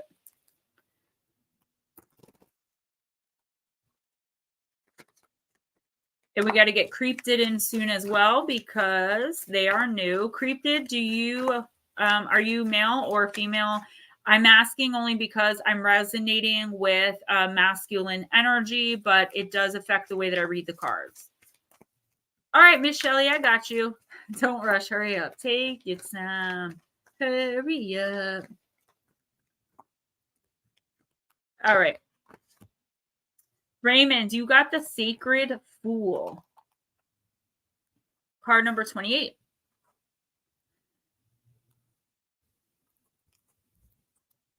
There is much to be said for common sense, practicality, and a grounded approach, especially when spiritual matters and creating a life that fulfills your dreams are concerned. But if you're really going to live, love, thrive, and create this lifetime to be original, then you're also going to need to be willing to run the risk of being seen the fool.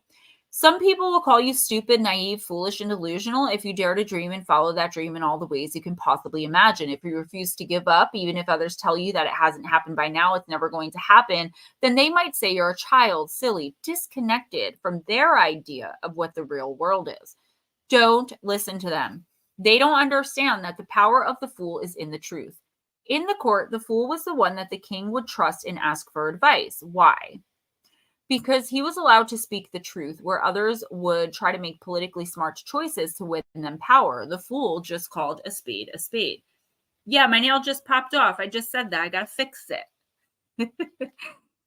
When the fool in you speaks, it's to tell you something true. So it might seem inconvenient, frightening, or exciting. It might turn your world upside down or inspire you with greater happiness and faith. It's not your job to reason it away or to say that it's too difficult or too dangerous, or potentially deluded and act upon that truth. It's your job to remember that the game of life can only be won if you're willing to take the risk and play it. So when the sacred fool is part of your hand, listen up, take a chance, take a risk, and forget about what other people think. Instead, listen to yourself and live truly.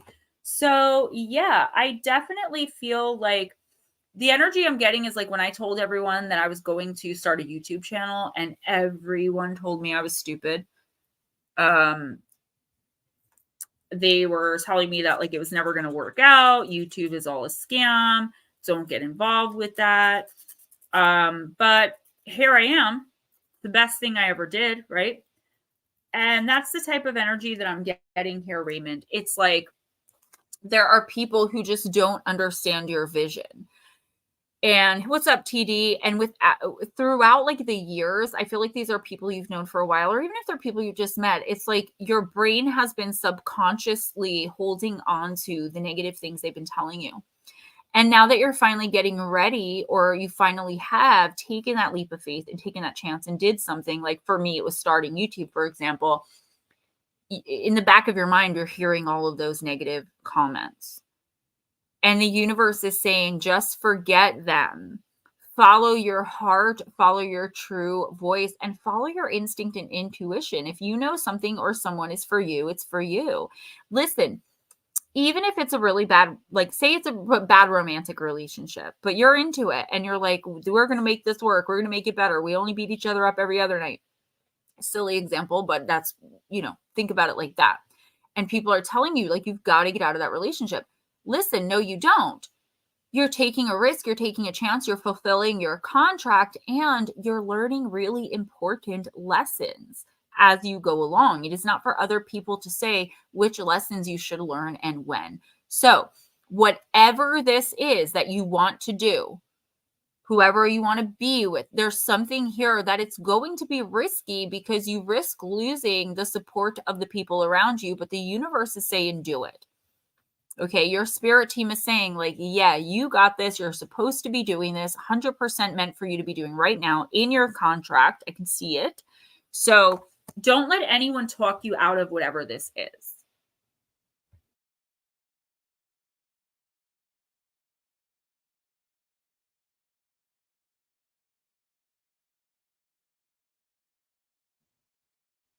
I cannot get whatever this is out of my nose. It's really frustrating me.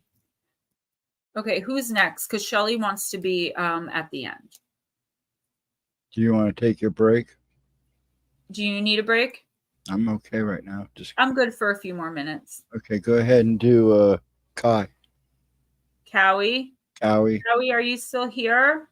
I believe he just asked when he was going to be up. Okay. I would follow you, Gemma, for sure. It would be outstanding. Follow, new sub. Yes. No, creeped it. I'm not. Yes, Kai, you're next. Not as of now. You get to know me a little better. But thank you for subscribing and for following me. I do definitely appreciate it. I bet so many amazing people on this journey, and I just love each and every one of you. Cowie, I am going to use. Let's do the dragon path. Break babies because they don't want to give birth. I can feel it in my sinuses. I don't know if it's still the ragweed or like what's going on, but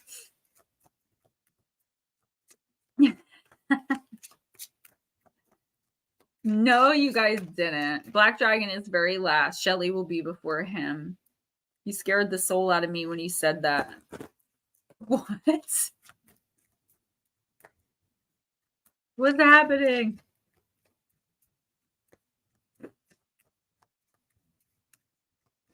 All right. Cowie, you got Father Time, card number 9. That's a great card. I haven't used this deck in a while, but normally Cryptid, I do have like an actual professional background. I'm just visiting my mom, which I do every other week. So next week, this show will be on Friday because I'll be home in my office. All right, card number 9. I always feel a little unprofessional. I'm just chilling in bed. But then it's like, nah, it's laid back. You know, I'm a laid back kind of person. I really am. Just let me find this because it's Roman numerals. It's actually card number 5. I don't know why I said 9.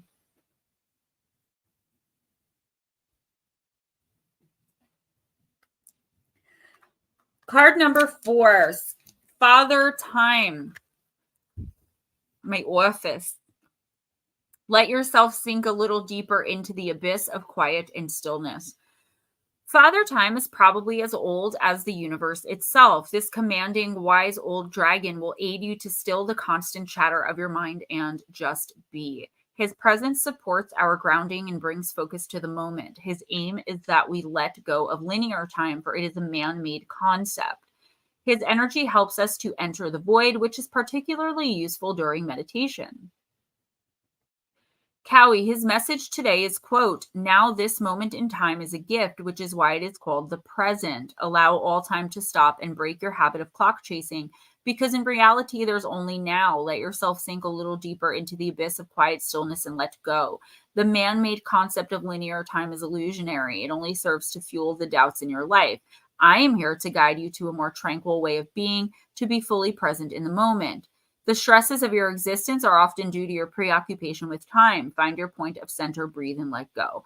Whether these anxieties are from a lack of time or feeling of not being good enough, nothing is gained by being fretful. Stop setting yourself unrealistic timescales and such high expectations you can achieve without making it so difficult for yourself.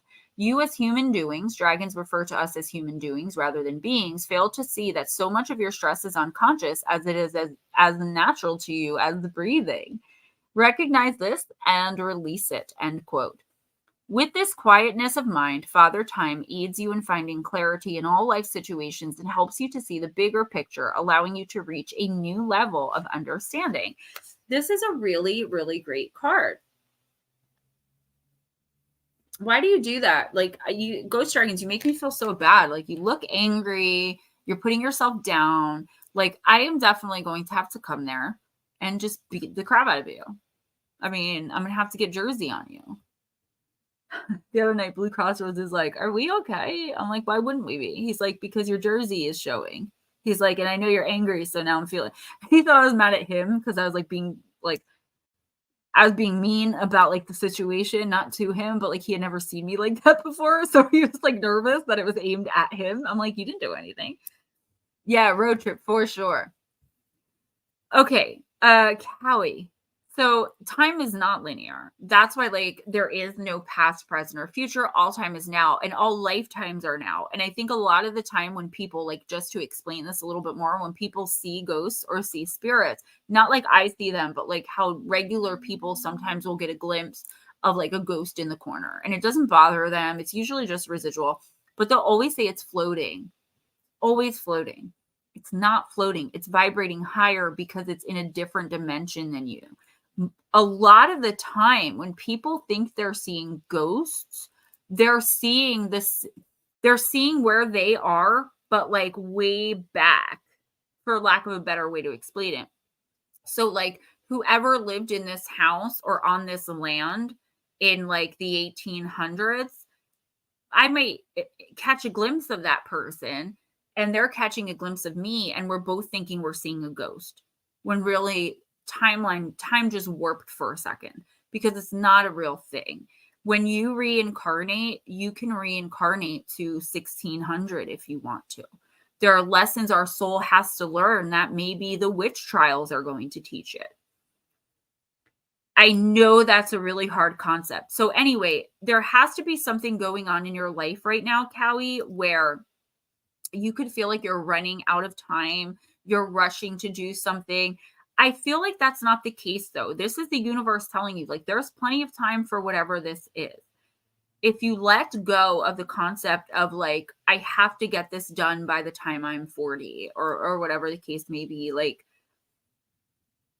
that's when things are going to start moving forward for you. The more that you try to push whatever this situation is and like make it happen faster, the more resistance you're going to get from the universe, because the universe is definitely teaching you a lesson. It's not a contracted one, but it is one that you need to learn in this incarnation, that you have to sometimes just let the universe work. That is the leap of faith. That is the chance. That is the risk. But it's really never a risk, because the universe always has our back when we do stuff like this. So let go of whatever this is, a promotion at work, getting married, moving to the next level in a relationship, like whatever this is that you're stressed about. Like, is it going to happen? It's not going to happen. What more can I do to make it happen? I don't want this to happen. Like all of those crazy, stressful thoughts, try to ground, walk on the beach, walk in the woods, do it barefoot if possible. If you don't have those options, go into your front yard.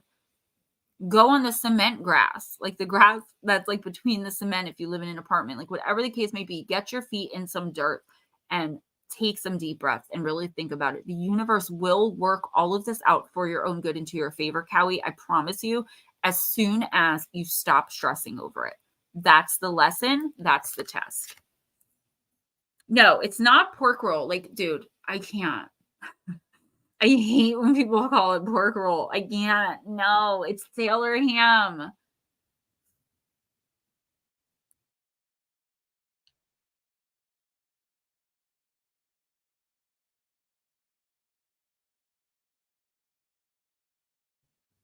You are so welcome, sir. Okay, Nicole, and then you can do cryptid. So Cryptid said, I have to say something or ask for everyone's opinion. How do we know that's ghost, spirit, normal, or paranormal when we see those woo things? Well, what do you mean? Do you mean like, how do you know the difference between the entities, or like, because it is hard to tell. Like I was saying, like a lot of the times if you just turn around and you see a guy dressed from like the 17th century floating in your living room, that's usually a time warp type thing, where like he's seeing you being like, this crazy futuristic ghost is in our house. And I mean, you're seeing him being like, this dude from the past is in the house. That's like a time warp thing. Then you have residual, where like every night at midnight, the door will slam and you'll hear footsteps going down the hall, but you never see or hear anything else. I'm a medium. I've dealt with it all. I deal with it all. I have a girl named Blanche right now that's been with me for about 2 weeks. She was killed in the forest behind my house, where Long Island Bigfoot and I are going to go. And she's really cool. She's a young teenager. Somebody did unalive her. And she's obsessed with Oreo cookies. If you know a loved one that like used to like to drink, say, Heineken, right? And you feel their presence, or you want to bring their presence to you, I'm not saying pour out, your drink to them. They can taste through you. This is just an interesting fact. They can taste through you. So if you're like, hey, Uncle Tom, this Heineken's for you, and you take a sip, they'll be able to taste their favorite drink through you. So I don't know, like Cryptid, you can feel free to email me, because I don't really understand your question, but it sounds like it'll be an interesting one. If you guys want a joint reading, Black Dragon and Shelly, I could do that at the end. Your aura. I can't see auras through like texting, like through chat, but I can feel energy. Who's next? I'm sorry, you told me. Nicole, then cryptid. Okay.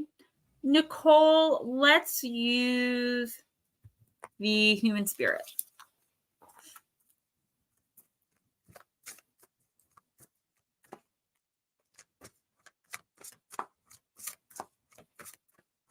Furling? What does furling mean?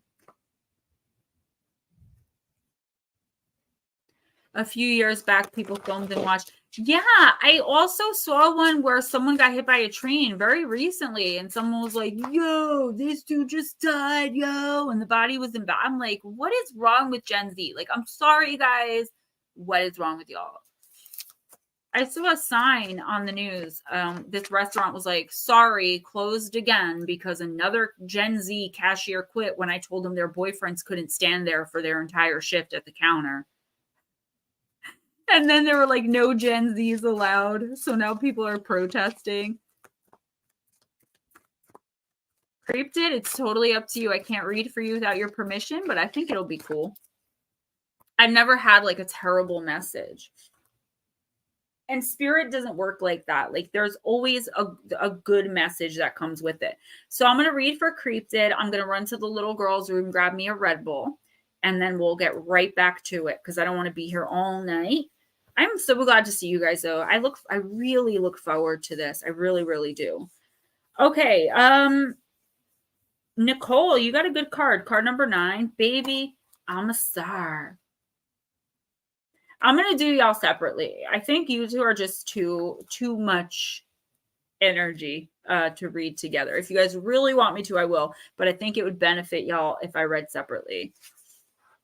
Yeah, and I'm getting off Red Bull. So I went from 3 a day to now I'm on 1, which is really good. And the vitamins from Care of are helping, but I have a little issue. They told me they were giving me a 30-day supply of everything for $70. $70 is a lot of money for me to put out for vitamins, but I did. But the gut health packet that tastes like pixie sticks, they only gave me 5, and it says take 1 every day. And they're like, oh, no, you take them as needed. I'm like, no, it literally says on the pack, take every day. I paid for a 1-month supply of everything and I only got 5. And they're like, well, that's what we give in that package. And I was like, well, then why does it say? So I'll be reviewing them soon. But the vitamins are working. I have so much more energy. I don't fall asleep at the computer as much anymore. Okay.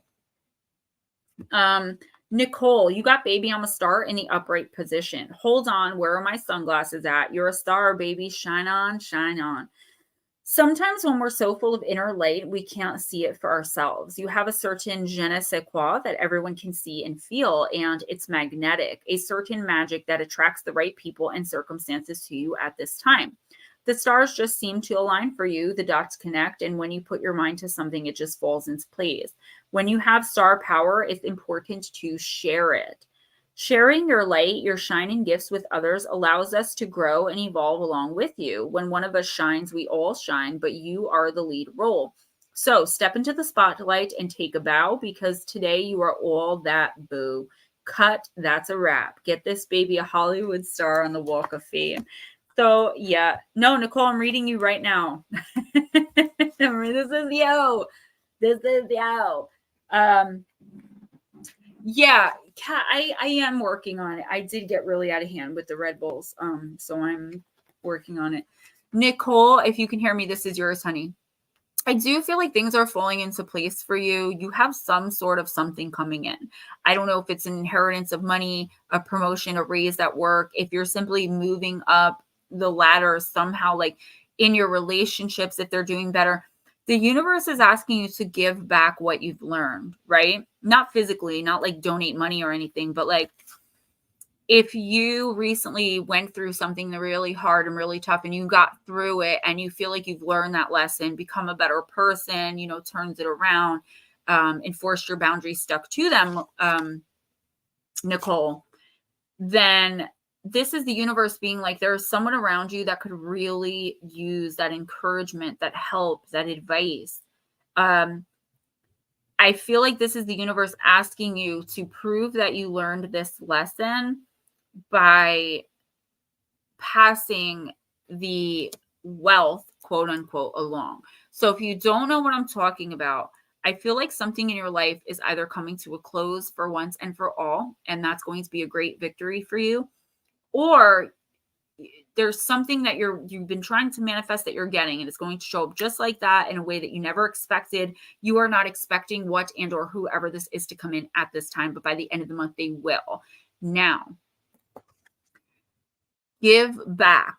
And I don't mean give back monetarily or financially. I mean, give back like your energy, put your energy back out there in a positive way. Turn something negative, Nicole, into something positive and put it out there. Help others with any gifts that you may receive, even if they're spiritual, if they're financial, if they're, literal gifts, that sort of thing. The universe, for whatever reason, wants you to give back. Guys, I'm just going to run to the restroom, grab a Red Bull really quick. So please don't go anywhere. When we come back, I'll read for Creepsid. Don't leave.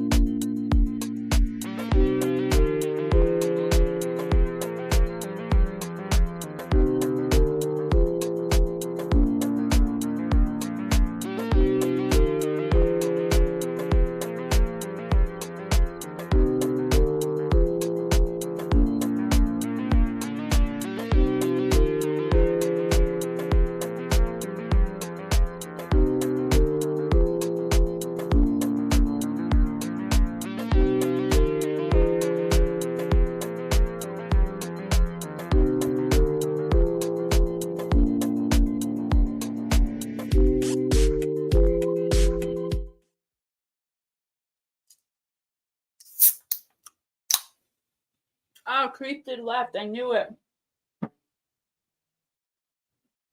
Okay, let's keep going.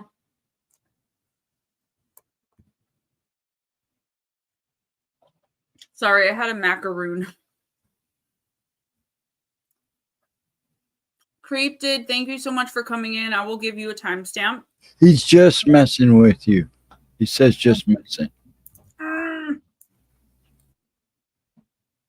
Trying to see which one of my kids. There's one in that room, one in that room. Blue Crossroads, Total was looking for you. He was like, he asked like 10 times. I'm like, he'll be here maybe. He's with family. Okay, so who's next? Creepsid. Duh. Okay. I'm going to use the Gothic Oracle. Folded the laundry too. No, I was just talking to my mom. Something weird happened. So, do you want me? I can't read for you without your permission. If you want to just hang out and just kind of get a feel for it, and then like next week I can read for you.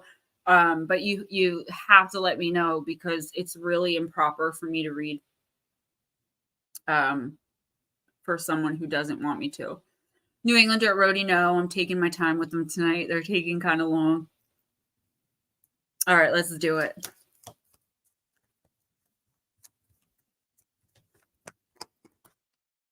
Okay, card number 32. There are no titles on these cards, so.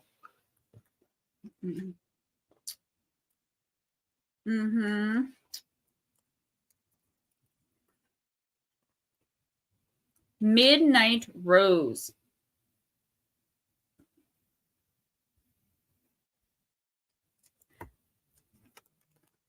This is a good card for you. It actually matches your energy. There is an air of confidence exuberating from your aura. At long last, something has shifted, and for the first time in a really long time, you're feeling confident and ready for action. Your spiritual guardians are very much around you, and your psychic senses are high. This is an excellent time to consult your oracles for guidance. The messages will be clear and will help you to walk forward and make forward planning easier. Working with divining tools such as tarot or oracle cards may be high on your list right now. You are a natural teacher and may be looking to share your gifts with like-minded people. This is a positive time for you to chase your dreams. This is a positive time for you to chase your dreams. You have the energy and desire to see things through to the end. Don't forget to connect with the higher energies for guidance because they're waiting in the wings for your requests. Blue Crossroads, go and have fun with your family. I will do a reading for you and do a timestamp at the end if I have time. Absolutely. And thank you so much for the gifts for me and my mom and RJ today. That box made me feel really special and really thought of. And it was a surprise. So definitely really cool. And I love the keychain. I'm going to be using those bath bombs. And that scrub, a body scrub called All Hail the Queen with a matching soap and bath bomb. I'm in.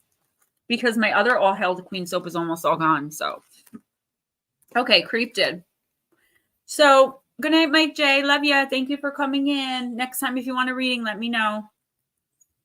Okay, so Creeped, whether or not you're like looking into oracle or divining or something like that, you're definitely on the path to success with something. Now, it doesn't have to be anything spiritual, but it really could be. I mean, most people are brought in here like a friend of a friend will be like, you got to check out Gemma, get an oracle reading. But people don't realize that's also their spirit teams and their guides guiding them into this stream, into this community, because there's an important message for them. There is something here, a goal, a dream, something you're trying to accomplish where it's like you've manifested this. This is an amazing energy that I'm seeing with this card. It's like you worked hard, you went for it, and you got it. Now, I don't know if this has happened recently, is happening right now, or is about to. But if you're searching for spiritual awareness, this is a really good time to just do some research, get to know people in the community. If it's a bigger goal or aspiration, like getting some kind of promotion at work, starting your own business, starting a YouTube channel, becoming an artist and moving to France, like the universe is saying now is the time. Like the stars are aligned for you to take risks and chances. Obviously, I don't mean anything dangerous, but it's like something you never thought you would really be able to accomplish has suddenly come into focus as absolutely possible and very probable, as long as you work hard and keep moving forward. And that's what the universe is encouraging you to do. If you feel comfortable with it, talk to your spirit guides, write down messages you receive. That will help you get more aligned and in tune with speaking to them more often and hearing what they have to say, like even in a crowded room. like knowing who to stay away from and where to go from here when you're making a snap decision, when it's something really important, but you have to make it right now. They're really good with that. They'll just pop in and do it, but you have to invite them. Yes, it's a kitty cat.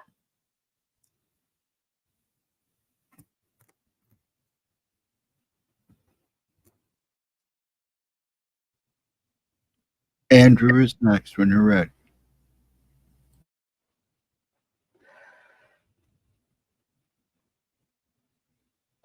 Indigenous. My Cherokee and Iroquois are showing. What child is that? I'm sorry. I know you just said it. Andrew. Andrew. Andrew, let's use the Moonology. This is such a great deck.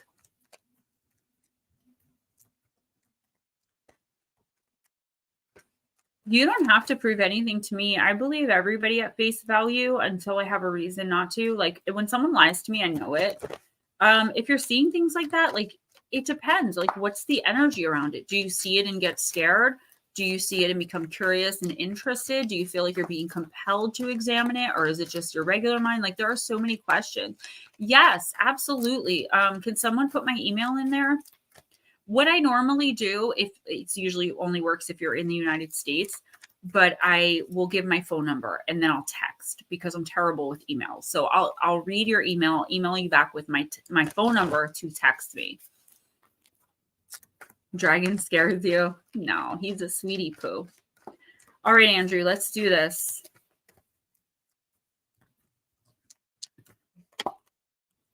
First quarter moon in Scorpio, release your blocks.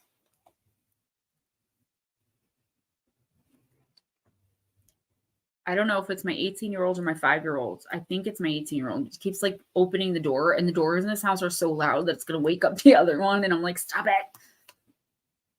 Thank you. My Cherokee is shining through. It's so funny because for the first time in my life this afternoon, I was talking to my mom and she was like, and I was like, what happened? She's like, you just looked exactly like your father. And I was talking last week about how I feel like as I get older, even though my father is pale faced, blonde hair, blue eyed Irish, I'm starting to look more like him. Nicole, I don't know what you're asking, honey. I did read for you. I told you while I was reading for you that I was reading. No, I said Okay. Gemma Jade. Oh. I'm like, no, not another person not getting their card. The Chakra tribe, no. Oh, thank you so much. Thank you. Cryptid says you're legend, Gemma. Never doubt about it. Same you, chat and dragon. You are legends. Thank you, sir. Spelled the email wrong. It's Gemma Jade. Yeah, he's on, but he keeps going downstairs. It's just the doorknobs in this house. It's an old house. All right. Sorry, Andrew. Bobby, I actually forgot you were in here. So don't leave without a reading, though. If you feel like you need to leave or like you just, got to go to bed or whatever it is, just let me know and we'll pop you up. All right. First quarter moon in Scorpio. Release your blocks. Andrew, when it comes to pushing through your fears and any other negative feelings, you're going to have to dig deeper. The only thing we have to fear is fear itself because fear blocks us. Make time to clear any toxic feelings around you. Don't let pride stop you from showing how dearly you want something. It's okay to be vulnerable if you know the people you're dealing with are trustworthy. Think about others as much as you think about yourself. There's light and shade in your situation, and you need to embrace all of it. Don't get stuck on one idea and refuse to budge. Think what a mental detox would involve for you. For example, avoiding people you argue with and violence on TV, etc. Make time for it soon. Energies of the first quarter moon in Scorpio. Thank you for helping me to clear out energetic debris so I can fulfill my potential. Yeah, Andrew, you could be feeling stuck more than usual. Okay. I feel like usually like you know your place, you know where you're going, you know what you're doing, like you're good with everything.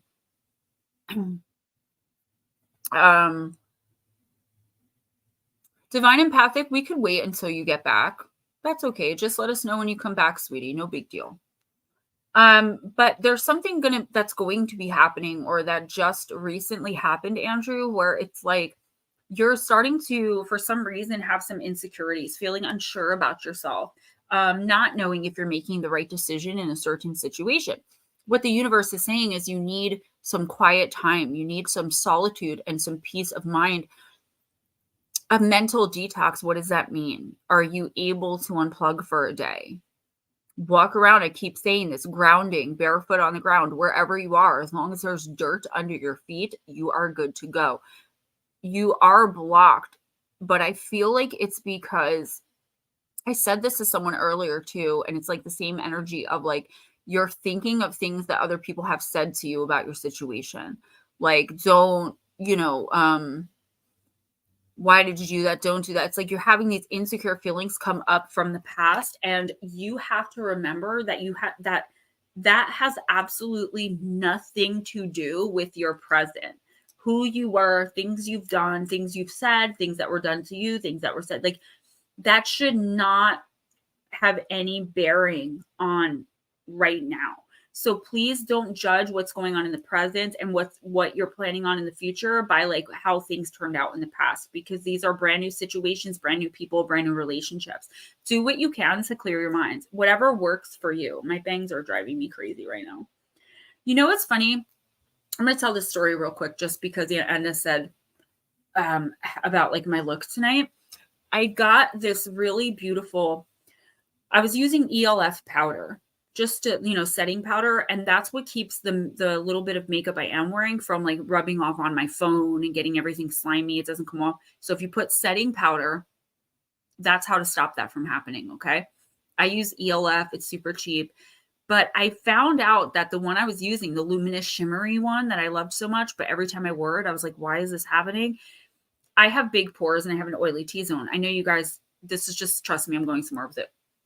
So I didn't want to use it anymore because I found out that luminescence, anything sparkly on your face, will make pores stick out and make you look greasy. So that's why I didn't like the way it looked. So I went to ShopRite just to grab a quick setting powder, but they didn't have any, they don't sell ELF products anymore. So I had to buy a $16 Almay setting powder. For the first time, I bought one in tan instead of pale because I just, luminescence.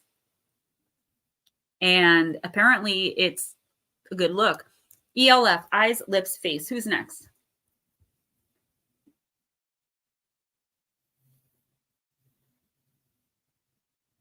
Baby UFO. Baby UFO, deep, dark, and dangerous.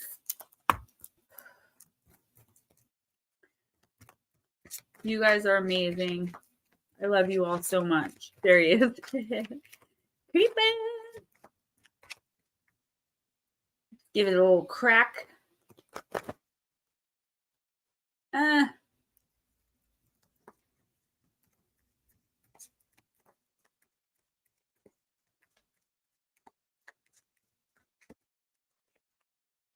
Sphinx, gratification. Could be good news. Card number 40. It is a dangerous card. I didn't know that.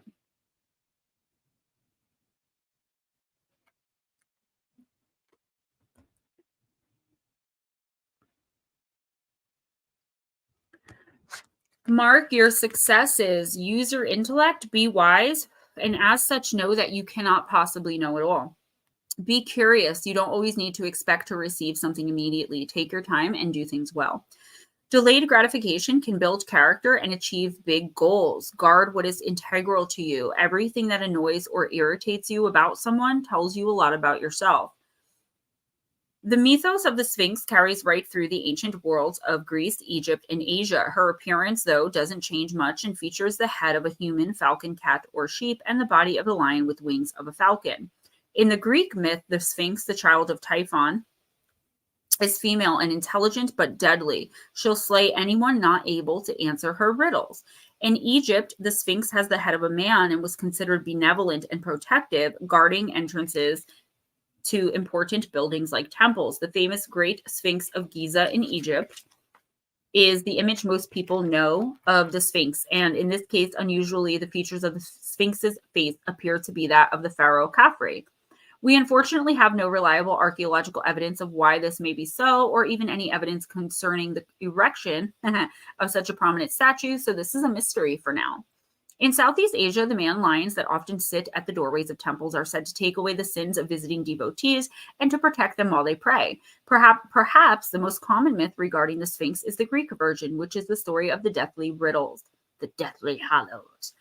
The Sphinx guards the entrance to the great city of Thebes and only lets travelers through if they answer correctly. Then later she begins to strangle and devour anyone who does not know the answer. People are wary about entering at all, and the Sphinx is gratified at being fed so many people who simply don't pass her test. The riddle is this: which creature has one voice and yet becomes 4-footed and 2-footed and then 3-footed?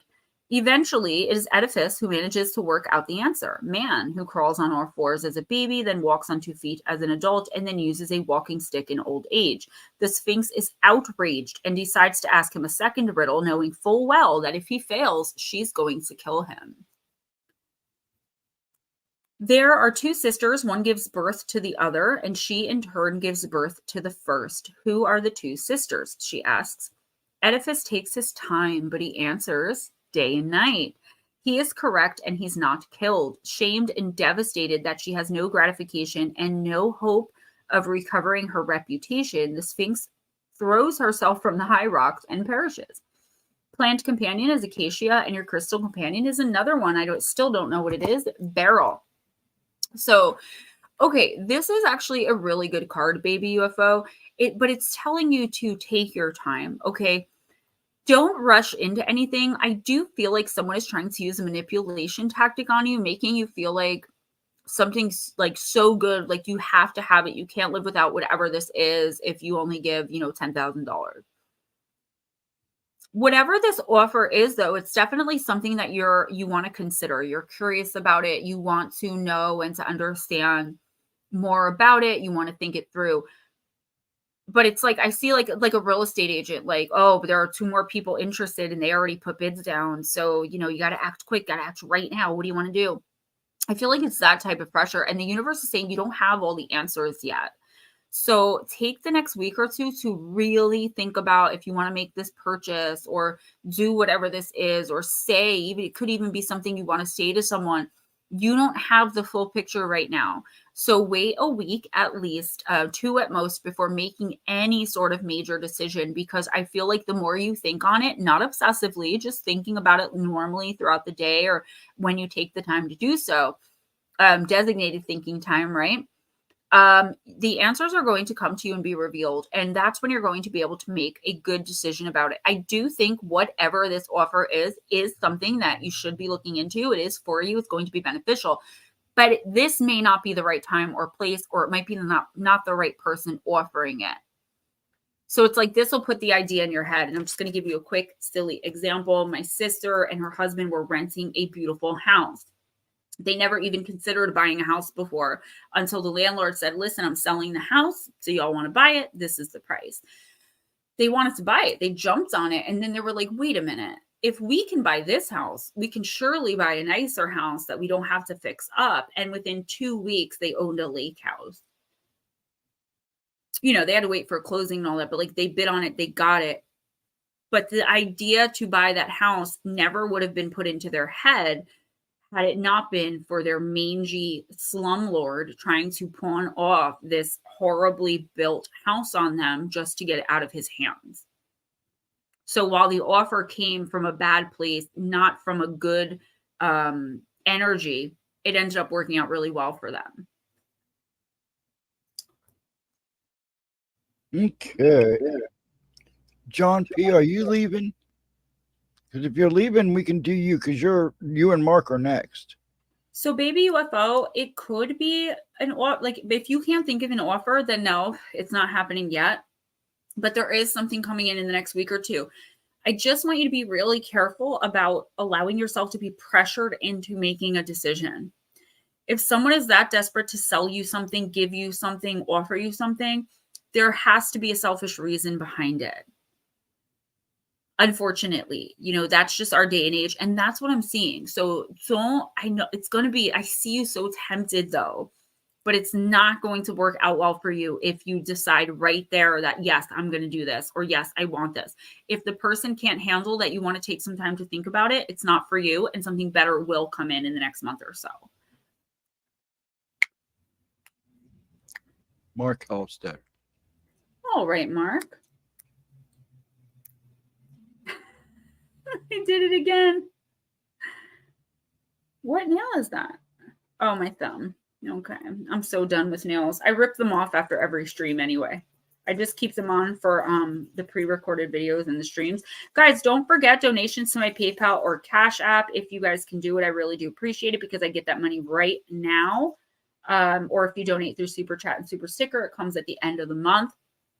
Also, all personal remote general readings going forward. So for October, I'm doing the rest of them this week. They're only $20 to my PayPal or Cash App. Mark, let's use, it's going to drive me nuts, the Vampire Oracle. You said, Roger, that Nicki Minaj song popped in my head. I'm in the collard green 6, cornbread in the guts. Got the Halloween kicks, trick or treat in the clutch. White girls tell me, hey, Nikki, your camp rules. Is that why you get more head than shampoo? Assalamu alaikum, no oink for me. And I never let a D-boy boink for free. Because it's Barbie chick, you could join the wave. I done penny nickel dimed, I done coined the phrase. Sorry. My inner Nikki. All right, that's too many cards.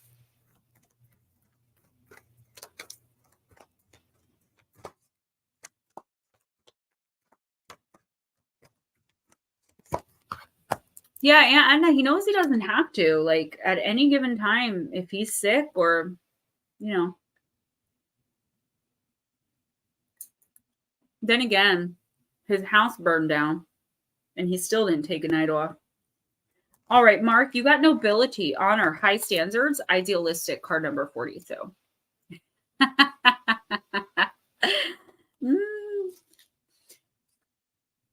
You guys are so sweet. New England Dirt Roadie, just visiting until RJ has off school Monday. So hopefully, I asked for us to be picked up at 4:00 Monday afternoon so we can get home and he can stick to his 8:00 bedtime schedule because we get up at 7 in the morning. We'll see how that goes. Ghostdragonzw had that really major fire right around Christmas time at his house, and he was in the hotel for a long time. Remember, he actually still streamed with us that same week.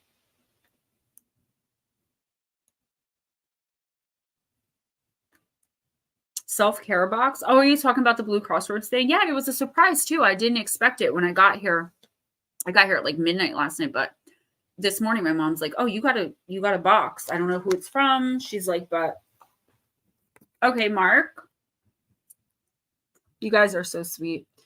The vampires speak. There is something within you that we, the vampires, can recognize at this moment. We want you to now focus on it, recognize it, and acknowledge it. You have nobility. People, humans that is, are so often confused by this word, feeling one must be from an old and aristocratic family to have any noble blood within them. But some of the most corrupt, indecent, and coarse humans and vampires have had aristocratic origins. You haven't shown nobility of spirit. You have shown nobility of spirit and action, and you have behaved in a manner which has drawn our attention. We wish to encourage you to behave in these noble ways more often. Nobility is a sense of innate virtue or being able to do what is best and right within any circumstance. Circumstances that would have been easier had we simply fallen into step with the prevailing thinking. You have helped the helpless. You have protected one who was weaker. You have spoken for the voiceless. You have been virtuous with no thoughts of reward for yourself. But this is the reward you didn't ask for, but that you definitely deserve. For you are as a knight or lady in the most chivalrous of tales, and you have lived with grace and are becoming a more refined being every day. And Mark, it is so true. Getting to know you has been an absolute pleasure.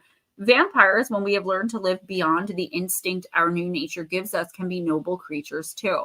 And we must fiercely fight to become so. And so we, who have lived according to a code of nobility, wish to honor you now and say you have done well.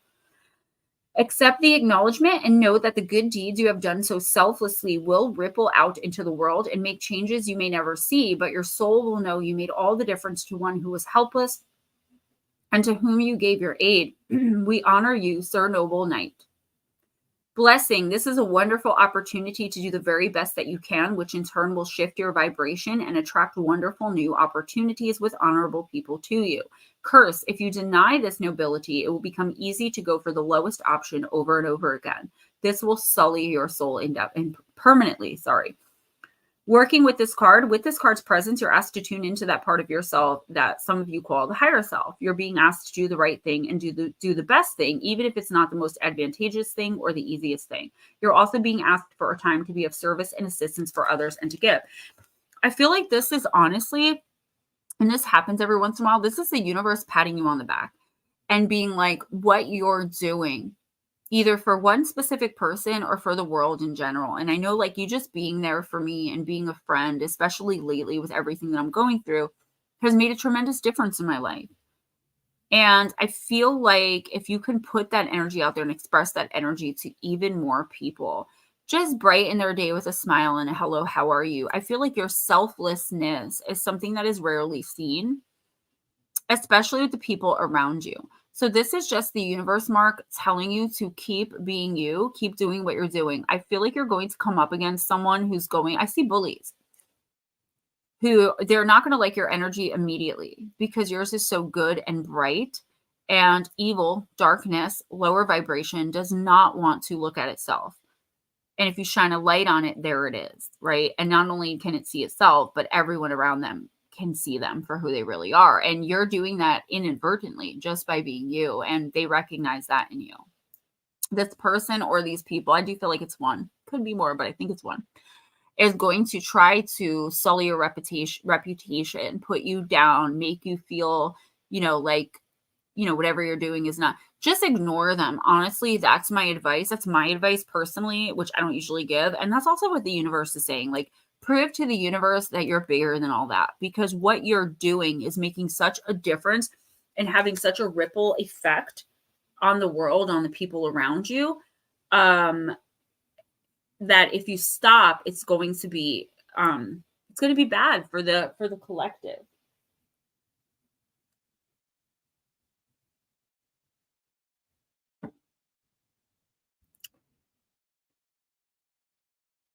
John P. Absolutely. Iron Dogger, I took a massive leap of faith, and now that it came to be, I'm absolutely terrified. That's really common, though. Like, good night, TD. Thanks for stopping in. That's actually really common. That's what leaps of faith are all about, though, to like try to take that being terrified and turn it into, anxious excitement, or to transmute that energy into something that we can use that's going to be beneficial, not a fear-based, terror, fear-based feeling. Who's next, Ghost?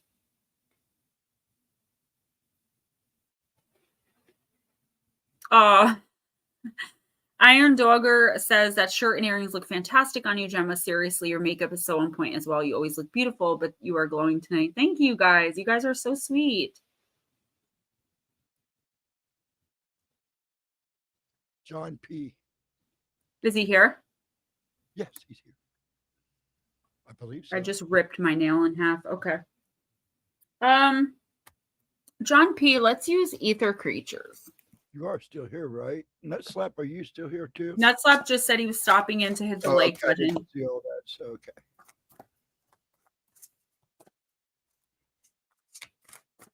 okay. Yeah, I thought he said he was leaving, but I wasn't sure, so hold on. Okay. I just don't want to read for anyone who's not here if they didn't ask for a timestamp, because, He must have left before. Do you want to go cuddle my baby eventually? Okay. Well, go ahead, because I think they left. Oops. Okay. Do Anna. Anna. All right. Yeah, Anna, we're not going to use ether creatures for you. We're going to use for the love of dragons. Bear run by with the dog in hot pursuit. Oh no. You guys are so sweet. Thank you. This is a new t-shirt. It's the first time I'm wearing it. And I feel good. Like I said, a little bit of a new makeup routine. I'm excited about it. So if anyone comes in from here on out, there's no more readings tonight, because I do ask people to be in by 10 so we can end by 11. And I can go lay with the baby. And so my mom cannot sleep on the couch. She's on the couch right now sleeping. All right. The receiver, card number 12.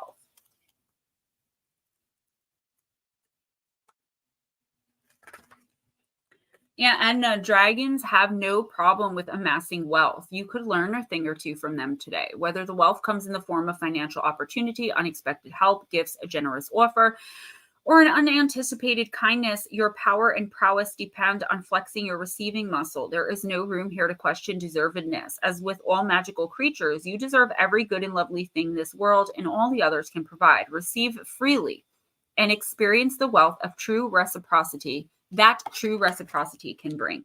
And this is just you becoming comfortable with people doing things for you and like naturally and genuinely wanting to do them, right?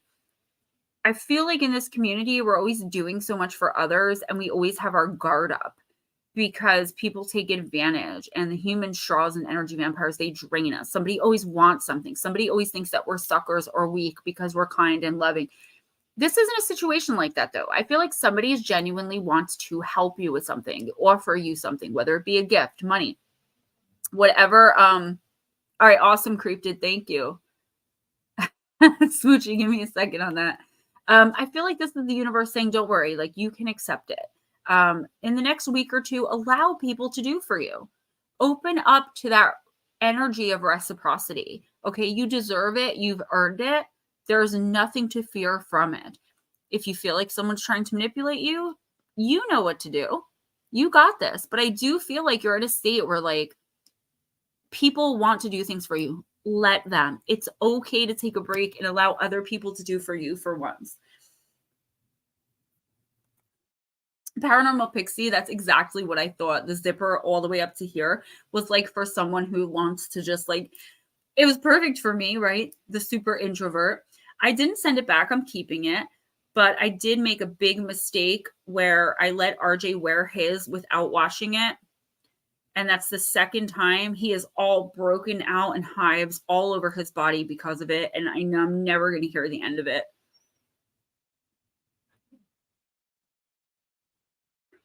Yeah, and I think we all do, though.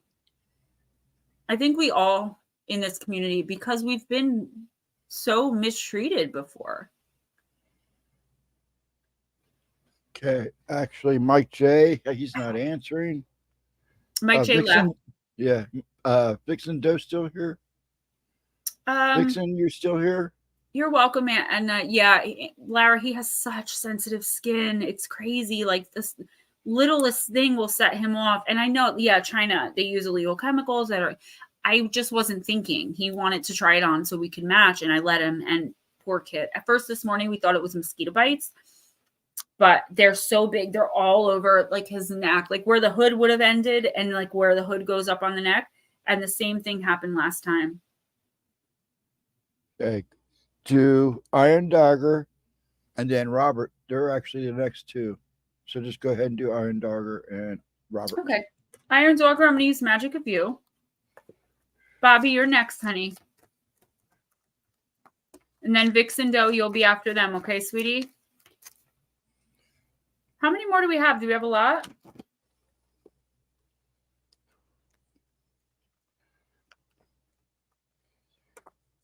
Looks like it.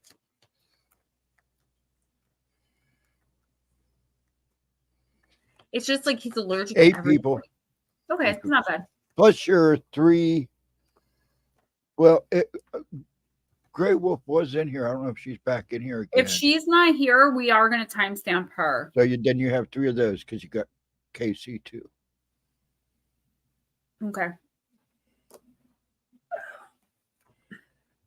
Okay, Iron Dogger, you got Epoch. I just use Gain with Febreze. That's my favorite, and he's not allergic to that. Iron Dogger, pause in your journey. Card number 7. When Epoch is drawn, it may feel like life has been split down the middle. The corresponding card in traditional tarot decks is the Tower. This process can be traumatizing and painful, but all meaningful change comes after a time of great destruction, a clearing out of the old to make way for the new, just like volcanoes and earthquakes will violently rock the planet to create new continents. Cataclysmic and destructive events in our personal lives will bring new opportunities for growth and evolution. The act of purging makes way for the eventual new path of action. However, a quiet period of breakdown and decay is also essential for regeneration and rebirth on every level, physical, mental, and spiritual. The man of epoch is torn asunder, but the flowers of inspiration are slowly blooming around him and within him as he pauses in his journey.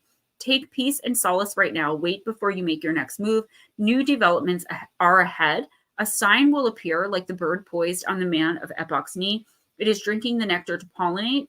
You and your life are growing and becoming. So Iron Dogger, yeah, a tower moment, which is kind of like everything. New Englander Roadie, you're fine. I'm not rushing out. I was just curious how many we had to make sure we end by 11. We're good, honey. Yeah, everything kind of crashing down around you. And if you don't know what I'm talking about, unfortunately, it's what's coming in the next week or two.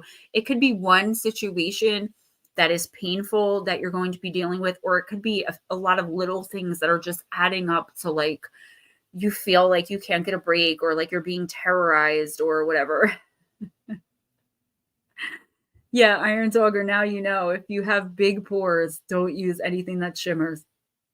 But yeah, this is the universe reassuring you that like this is just the clearing away of old debris, of old issues, old problems, old toxic relationships, old patterns.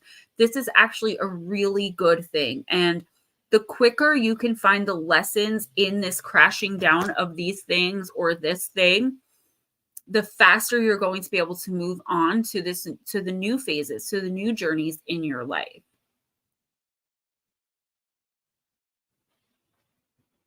Oh, I can't.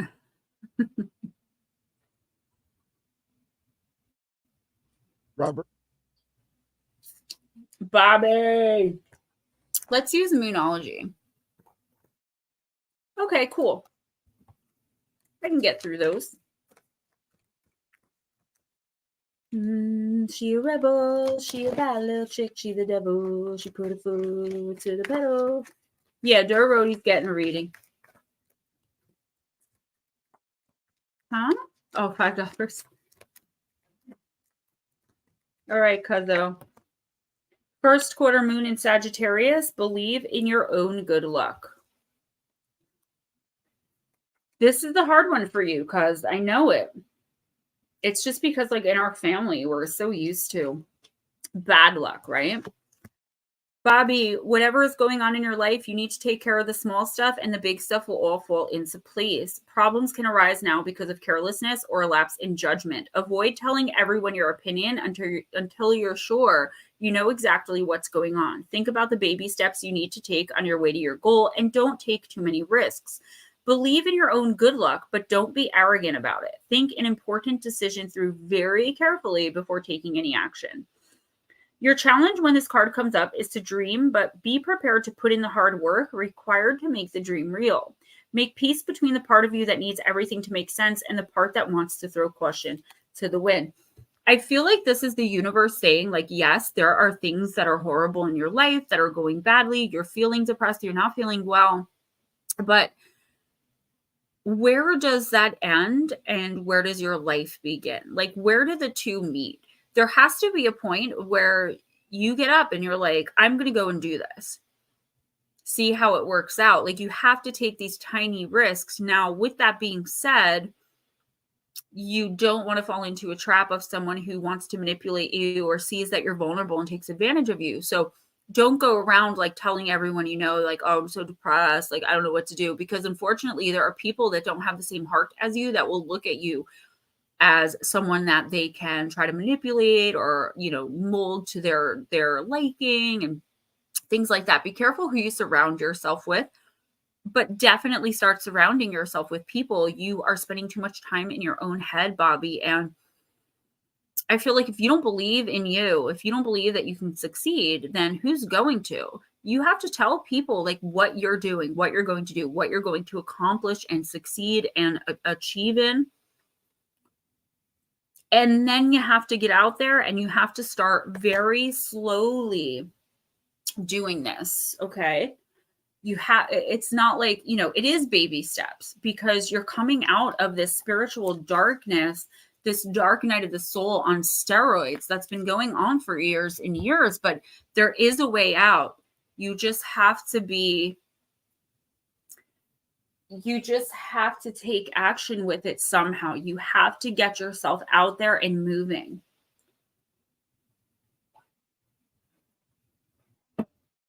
Vixen Doe. Let's use energy as spirit.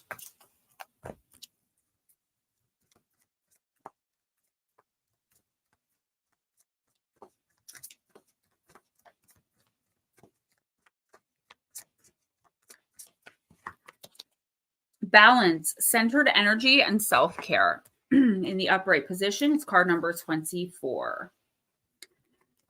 This card indicates a time of leveling out. While you might have felt off center or even out of control, a balance is being struck in your daily life. This card is telling you that your time, energy, and emotions are settling down, and you'll be gaining a greater sense of personal control. Vixen Doe, even your physical habits such as eating unhealthfully or not getting enough water or movement are becoming more moderate and honoring for you as well. This important time raises your consciousness about your needs and priorities, reminding you of the self-care you deserve. So be mindful of how you spend your time and whom you spend it with. Honor yourself and make your own health and peace a priority. When you do, balance will become a way of life for the rest of your life.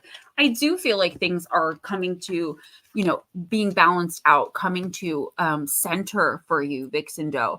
A lot of doubts, a lot of, wondering who you can trust and where you should go. And are you thinking the right things? Are the messages that are coming through really coming through from where you think they're coming from? And all of this crazy stuff. It's like, it's finally going to come to a time of peace for you, where you move out of the dark night of the soul and into the process of the awakening. So coming into the light, which in and of itself poses its own challenges and threats. But at least you're out of the darkness. You can see more clearly. You can understand, comprehend more clearly. Like, Vixen Doe, you got this. This is just a very calming time coming in for you. And the more you embrace that and trust that, there's nothing hidden behind the curtain. There's no bomb about to drop or other shoe about to fall.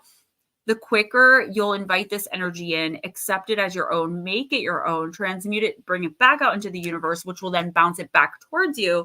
And you're just going to pick mine.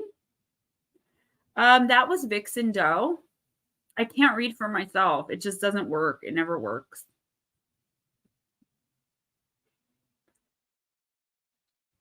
This is next.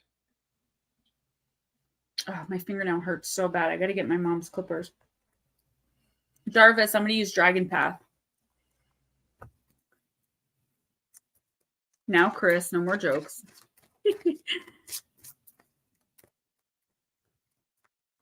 I was wondering why you said that was a nice self-care gift. I'm like, that happened like an hour ago.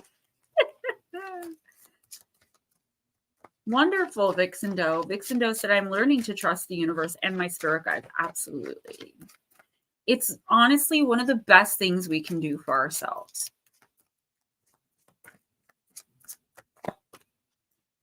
You got the card, Jarvis of Grace, card number 16.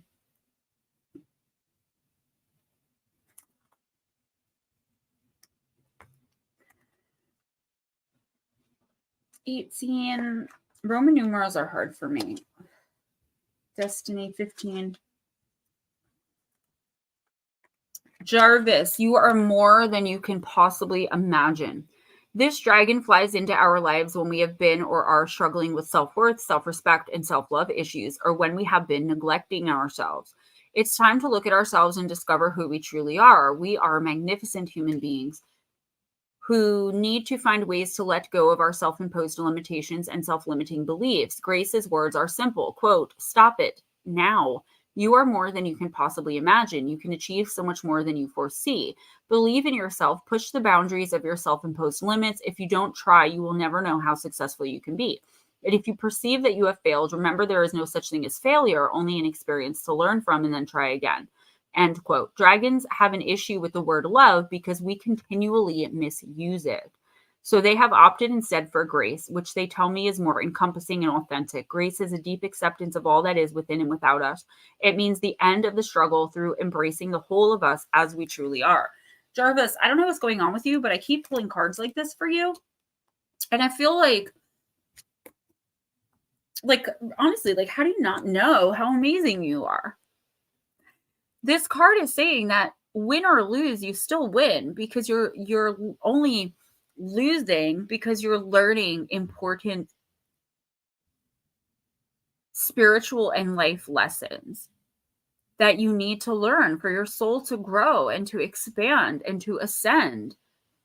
Whatever you're doubting right now, the universe wants you to take a look deep down inside and see what is causing that, because you actually have a very good opportunity, whether it's romantic love or whether it's like a job or whatever. It could be a house, whatever the case may be. There is something that's about to be offered to you. And I said this like 3 times already tonight, but it's like you're going to think back to the last time something like this was offered to you and it didn't end well. And it's like it's going to negatively affect whether or not you take a chance. And the universe wants you to not only extend grace to those who have hurt you in the past and manipulated you and done bad things, but extend it to yourself as well, because you deserve it more than anything for everything that you've been through. Remember, forgiveness doesn't have to equal reconciliation, and forgiveness is for you. So I feel like whatever is coming in for you in the next week or two, you should definitely take that risk, take that chance, and do it without a second thought. And again, that's not like mindlessly going out and doing something dangerous, but it is talking about not being afraid to put yourself out there. I like the Gothic Oracle, though, Creep did. Shelly, I think we both do. I'm so tired. I got like 4 hours of sleep last night. And I'm used to getting like 12. The cat is next. You're welcome, Jarvis. Cat's still here? I thought I saw her just a few seconds ago. Okay. Well, there's no guarantee that they're still here, but I think she's still here. I'm using the Earthly Souls and Spirit Moon Oracle. You're welcome, Chris. Yeah, Black Dragon, that's exactly what it is. He said, Creep did, those who read cards normally can't do their own because it's more than just drawing a card. There's an energy they feel from others that helps with the readings.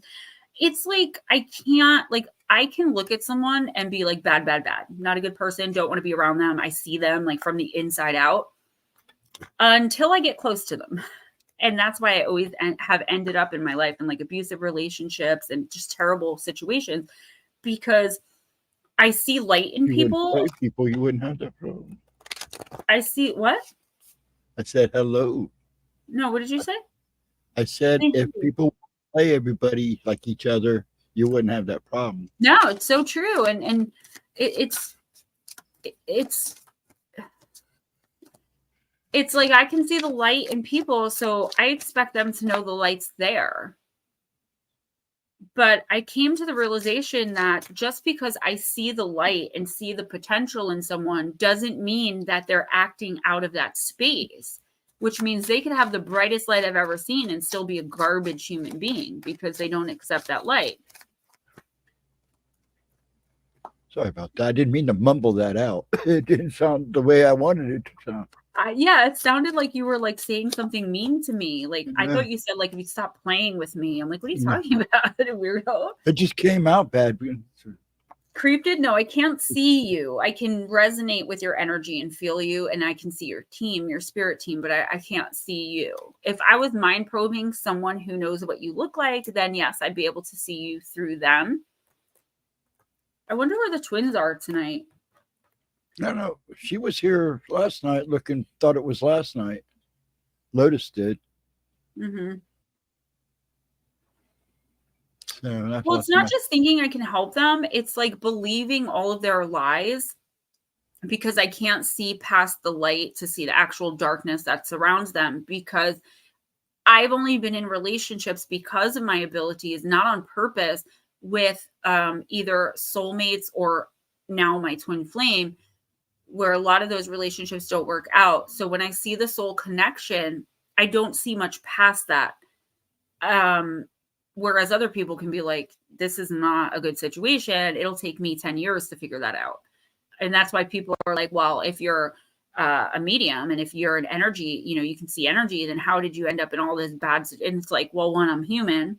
Two, I have faith and trust in people that I shouldn't, just like everyone else. And three, I can't see beyond it because we're soul connected. When you're in front of me, if you were standing in front of me, yeah, I'd be able to see you. I don't get what you're asking me. Okay. I don't even know who I just pulled a card for because I'm talking.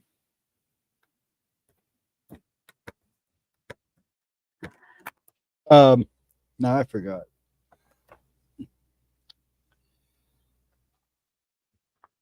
You did Jarvis, right? Oh, this is Cat. I'm sorry. The cat, yeah. Are you kidding me? What is going on right now? No, and I've been pumping Tylenol. I won't take anything else. Okay. Sorry, Cat. That happens all the time because I talk too much. Okay. Positivity.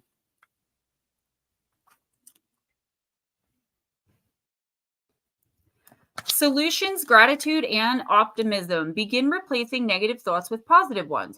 I can do this, and I know I will do my best to succeed. Today, goodness will prevail as I will surround myself with favorable circumstances and desirable outcomes. You will reflect on the outside what you are feeling and thinking on the inside. Cultivate healthy experiences in your daily life by using optimistic thinking techniques, imaginative problem-solving skills, and always believing in yourself. You will come out on top and feel wonderful. Tomorrow and each day ahead will bring something to look forward to. Being grateful for what you already have will vanquish your thoughts and perceptions of not having enough. Give thanks for all your many blessings. Your intention, attract goodness into your life, feel and envision all that should come to you. See good in most everything and positive vibes will follow. Tyler Perry said it's most important that you surround yourself with positivity always and have it in your mind at all times. The Cat, I do get a positive vibe off you. You have really good, strong, positive energy. But I feel like that could be becoming disrupted in the next week or two if you're not careful. Okay. So it's like a tiny little thought, being a seed being planted in your head about something that you're doing or that you're trying to manifest, that makes you feel like it's not going to happen. And I feel like if you just continue to remain grateful, if you just continue to state out loud and affirm everything that you want, that you're trying to achieve and gain and bring into your life, if you continue to actively and loudly proclaim and affirm that without letting other people plant seeds of doubt into your head, and just carry on as you are right now in this moment, you're going to be perfectly fine. So be mindful in the next week or two of people trying to kind of like mess with your vibe. Like you're doing good, you're moving forward, you're positive, you're blessed, and then it's like someone plants that, and like unfortunately it will affect you if you allow it to. So do me a favor and keep your guards up, keep your blocks up for the next week or two, because there's someone coming in that like just can't stand happiness and light, just like I said to someone before, and block them like at all costs. Stephen, are you okay? Everyone's saying all these things to you, and do you want to end? No, I'm okay, folks. It's just I'm starting to get a little bit of a headache now. And Okay. I know it's getting a little hard for me to talk. So it's probably Let's- what I didn't let's want get you through to these. think that I said something bad to you. No. Okay. I'm over it. I'm good. I'm Okay. good. I want to get through these quickly Yes, you're because fine. You're I'm fine. also getting very worn out. Time. I know you're tired. New England. And I would rather if you guys didn't skip your readings. At least not all of you.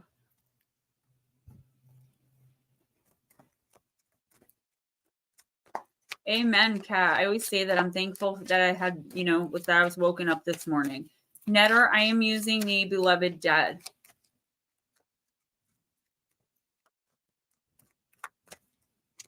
You're still here, right? Yeah, he's here. Okay. I hope he's here. New England Dirt Roadie, are you still here? Please let us know. I was going to try to rap, but I can't. To what? I was going to try to rap, but yeah. I'm not doing timestamps except for Grey Wolf.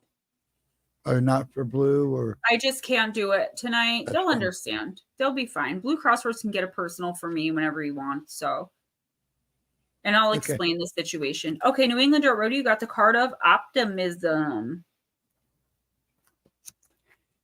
Sunshine and lollipops and the glass half full. Optimism is an attitude. It's a bright outlook that says, I'm confident that the future will land sunny side up no matter what and non-greasy side down. That's the pessimist way. Winston Churchill believed the pessimist sees difficulty in every opportunity. The optimist sees the opportunity in every difficulty. You'll know this individual loved one instantly because of how they make everyone around them feel. They could be dealing with their own personal ripples of doubt or uncertainty, but you'll never see it. Assuming the worst just doesn't occur to the optimist, who even rejects being branded as a quitter or a naysayer. The optimist understands the utilitarian nature of this mindset. This isn't a blissed out state that glosses over everything with an imbecilic happy-dappy brush.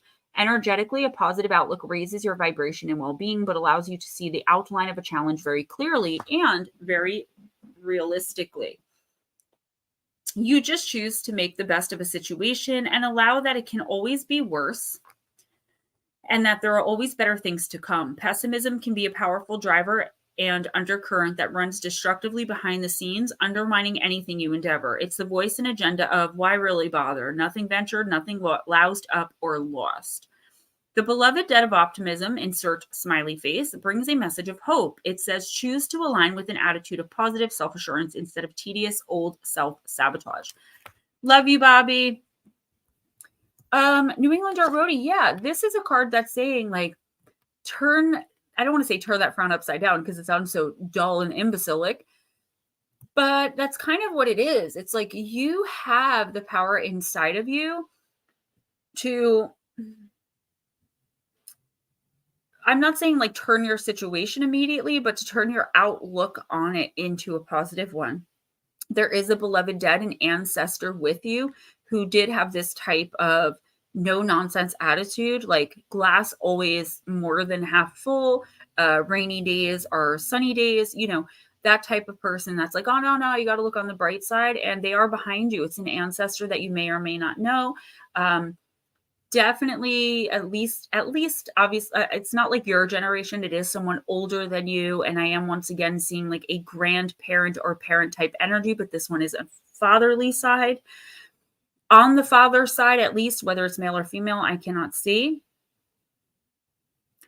but they're trying to guide you into taking action. Nothing ventured, nothing gained. And I feel like you're just so used to nothing happening and nothing changing except for the worst, that you're not even like considering it. It doesn't even occur to you to get out there and to try, and you can, and you can start living your life again. It's like you're not even thinking about that because it's not even an option for you in your mind. So it probably is, I don't know. It's someone from the male side though. So whether you knew this person in life and you identify with them, or they were gone before you were born and now they watch over you, like with the other person I was talking to, either way, you have to get out and you have to start moving. You have to start forcing yourself to believe that things are going to be okay, that things are going to work out, that you are going to meet the right people, you are going to receive the right opportunities. You have to start telling yourself this basically 24 hours a day. Because I feel like, again, like I keep hearing nothing ventured, nothing gained, nothing ventured, nothing gained. And it's like, if you feel like you're trying, try to think of ways that maybe you can try harder to get out there.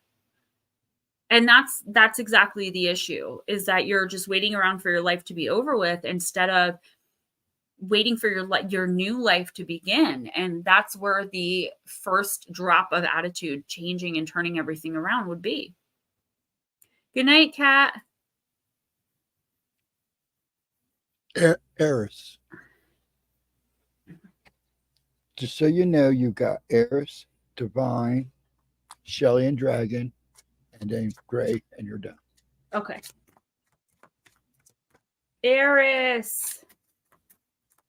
She's trying to stare me down, Gemma. I'm doing my best to hurry it up. No, you're fine. Take your time. No, I know you I'm want to tired get done. too, I know. and I have Well, half you my know what I fingernail meant. hanging off. I'm sorry. Eris, you got card number. Is Eris even still here? Yeah, he told me to. Okay. Eris, you are still here, right? You If better I be have after. hives or if I have mosquito bites. Eris, the card of harmony. Tomorrow is a new dawn, and being in our heart center ripples out with positive effect. Do me a favor, Ghost, and put in the chat everyone who's next. And if I don't clearly see them or know they're here, they have to answer. Because I just don't want to take the time to read for someone who isn't here, not because I'm being mean, but because, you know, it's time to move it along. I may start this stream an hour earlier every week so that we're not so worn out by the end of it. Eris, Harmony is the first shy dragon I met. She was peeking out at me from behind a huge curtain when she first appeared to me. She's a quiet and considered being. I think it means considerate, and is a lot less brash than some of the other dragons I have encountered. There he is. I asked her about her qualities, and she replied, quote, I am the bringer of harmony, restorative on an interpersonal level and an outer global level, end quote. If you are wrestling with a problem that you're unable to resolve, ask her to bring her beautiful, harmonious influences to the situation and guide you in any steps you may need to take. If she has appeared to you today, she asks, what area of your life needs reviewing? What do you need to let go of? Is it judgments, old habits? What is it in your life that needs reharmonizing? It'll assist you in taking those first steps, supporting you as you go. Take some time to sit and contemplate your life as it is and look honestly at what may require changing. It may be something quite small, just a little tweak, or it could be a life-changing event. She goes on to say the answers you seek all lie within you, so sit quietly around yourself, be present, and reflect. Your inner knowing under my guidance will help bring the answers to the surface for you. Tomorrow is a new dawn, and being in your heart center ripples out with a positive effect. She will often appear when there has been discord or upset. This can be personal or on a global scale. She is the harbinger of change, and her role is to bring harmony to the world. So, Eris, yeah, I feel like this is the universe telling you to like approach everything from your heart center. There could be a situation like, it's like, I want to say disharmonious, but that's not a word. Like there's something in your life that's either is right now becoming really misaligned or malaligned. And it's like, the universe is like, before this gets any worse, recognize it for what it is. Don't look at whatever this is through rose-colored glasses. Just to look to keep harmony. Like, for instance, a relationship, you're pretty sure your significant other's cheating, but you don't want to mention it because what if they're not? It's going to cause disruption. It's like, no, you have the right to have that feeling. You have the right to be reassured. And it's actually your partner's responsibility, at least to meet you halfway and try to make you feel better about that. While you want to keep your life in harmony, in alignment, spiritually, psychically, physically, mentally, emotionally, all of that stuff, physiologically even, it's not solely your responsibility. It's the people around you as well. And those who are not acting from their heart center, who aren't worried about and focused on keeping and bringing harmony into situations in relationships, it's time for you to maybe move forward from them. Like, start reconsidering friendships, relationships, even situations and situationships that you're in or that you've been in for a while that just are like a repeating cycle. It is not only your job to keep the peace. It is not only your job to apologize when wrong. It is not only your job to make the other person feel better or to show up in any situation. Next. Divine. Divine Empathic, I'm using Dylan Waite.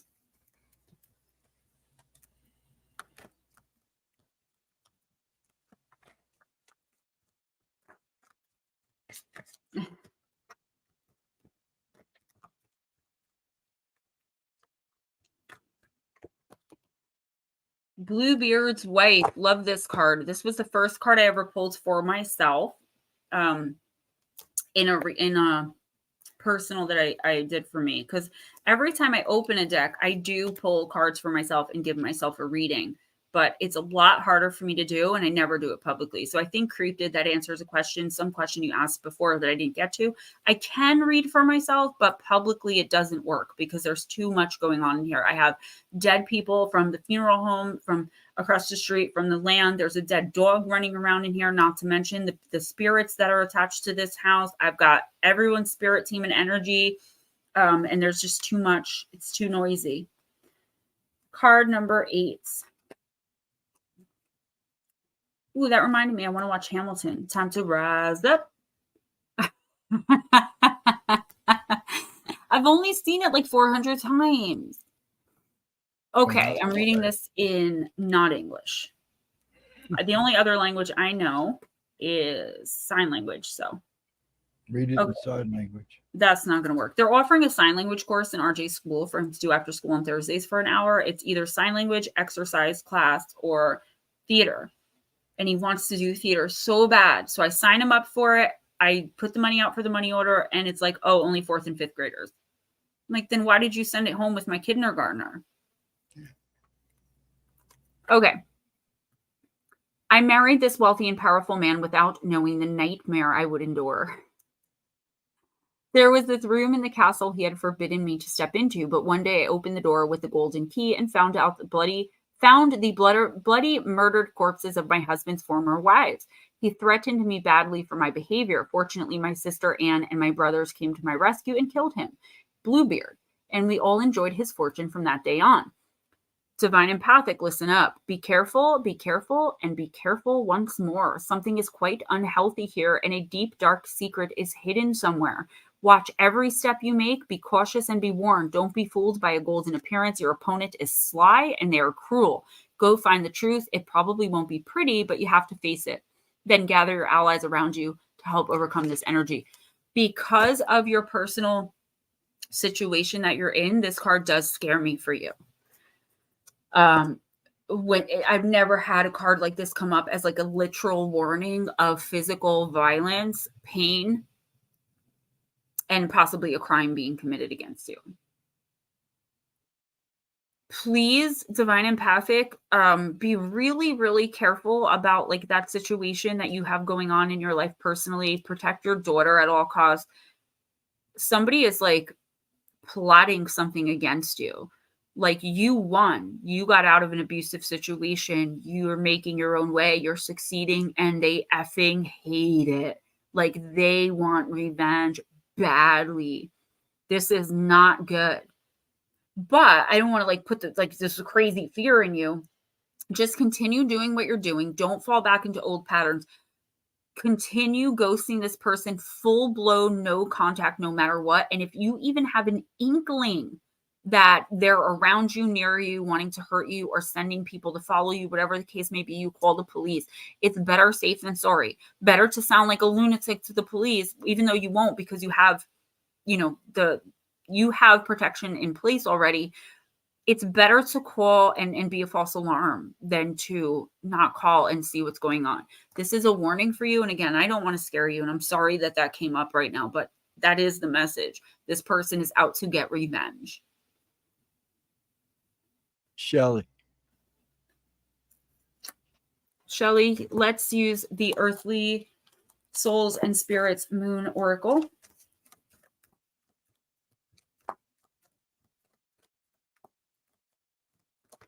All right, Blue. I'm doing Grey Wolf next, then you, then I'm out.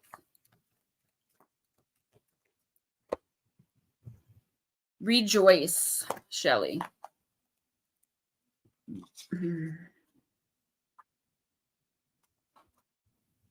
Ghost, Shelly's asking you if you will update. I can throw something on the community tab if need be, just to let everyone know you're good by, tomorrow or whatever. Shelly, celebrate triumph and glory. Delight in the color palette of the evening sky at sunset as the glorious sun slips below the horizon. Relish the soft pastel painted sky at dawn as the sun returns in her glory to inspire you to seize another amazing day. It's a new beginning, a fresh start. and a time to bask in the miracles set forth just for you.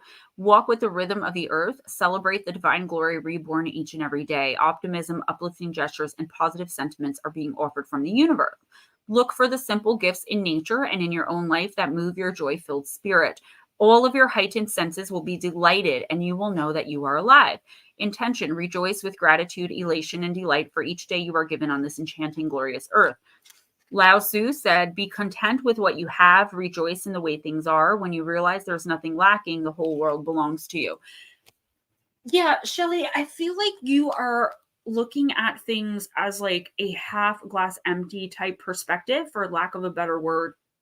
But the universe is saying there are blessings in disguise in your life right now that you just aren't, you're either not seeing, or you're not seeing them for what they are, which are blessings.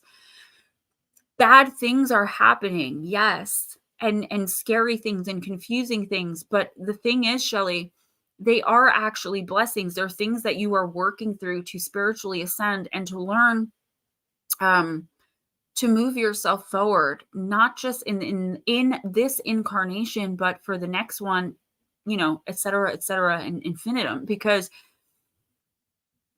you're being tested right now to see how much you can take and to see how much you can get through, and to see if you're going to throw caution to the wind and say, you know what, I don't understand this. I am miserable, but it was meant to be. And actually, I'm going to be positive today. I'm going to decide that this curse is really a gift. I'm going to decide that everything bad that's happened to me has shaped who I am, and I'm proud of it.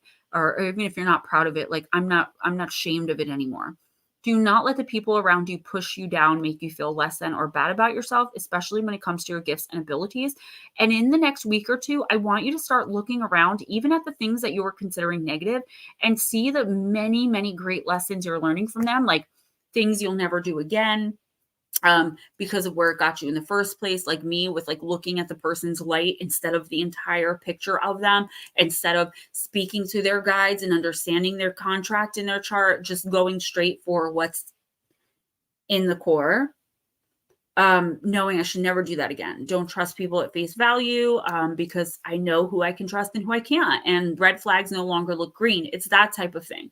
Yes, things are bad, but at the end of the day, Shelly, all of these bad things are what's going to transform and turn your life into something so much better, but not until you recognize them as such.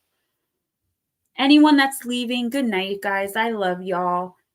Miss Grey Wolf, I am going to use the... You're going to do Black Dragon? He likes to be last, though, right? Yeah, okay. Yeah, you're true. So Grey Wolf, Black Dragon, and then... Or Grey Wolf, Blue Crossroads, and Black Dragon.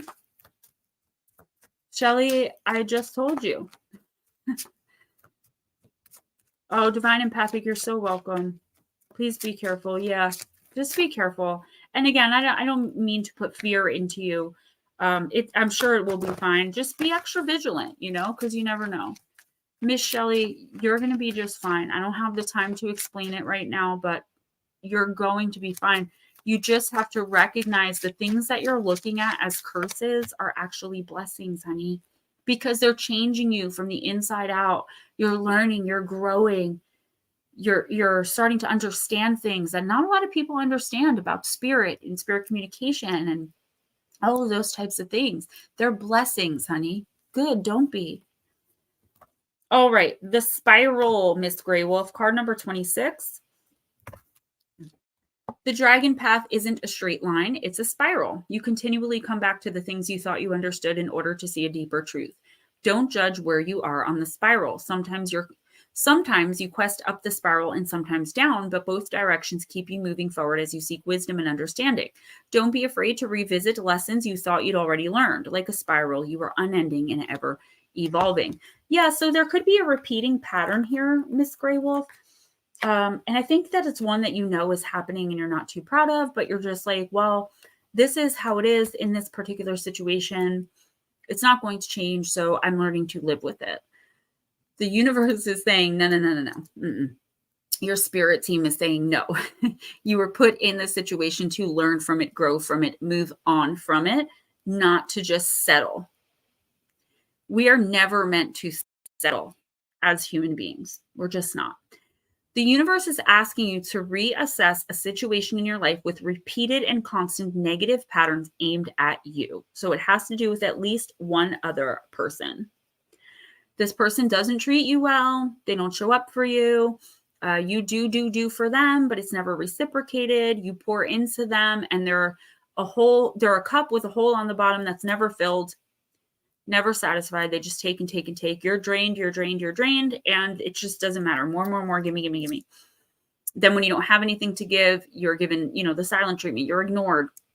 It's that person that calls you at 3 a.m. to come pick them up 2 hours away because they're stranded. But if you call them at 5 o'clock on a Sunday afternoon and say that you need a 10-minute ride from church, they're like, no, who is this? And hang up on you. It's that type of energy. And you're like, well, I guess that's just my relationship with that person. You don't want confrontation. It doesn't have to be confrontational. You can ghost them, literally. You don't owe anyone closure. This person's got to go. This is not something that you settle with and stand for. And the universe wants you to reassess that, reimagine the situation in a better light. That's going to lead to illusory thoughts. So even if you have to confront the person and be like, listen, I need a break from you. I need space. You have to do something about it other than just settling in to that being that. All right. Blue crossroads.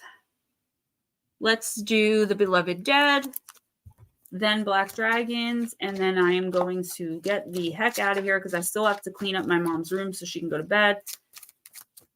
Take my makeup off, take my face off. I'm glad you guys like my makeup. I appreciate the compliments because I did do something different. And it's so funny that you guys noticed. Like 3 people noticed, and I'm like, wow, that's so weird. All right. Second to last. Blue crossroads.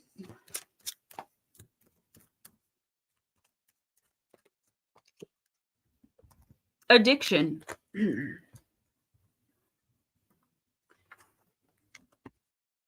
The beloved dead that carries the experience and lessons of addiction arrives with a heavy heart and often profound regrets. Fettered by pain or an emptiness that seeks comfort from without rather than from within, the addict can bequeath a legacy of heartache, anger, helplessness, and unstable footing that will continue to seek expression in all of the wrong ways. It's the generational gift that keeps on misgiving. When addiction falls into a spread, it could be addressing an issue of escapism or overindulgence in any area of life that needs mindful moderation or self-control. It could also be pointing out a pattern of impulsive and self-defeating emotional responses to life stressors, those perceived threats and challenges that undo us at the seams. Candidly, on occasion, short-term versus delayed gratification and losing personal control can be deeply satisfying, fun, popular, and even cathartic. And yet, as a default reaction to stimuli, it exacts an inestimable price, the loss of freedom. Thank you so much, Divine Empathic. Anyone else who donated to PayPal, Cash App, Super Chat, Super Stickers, and became a channel member, thank you so much.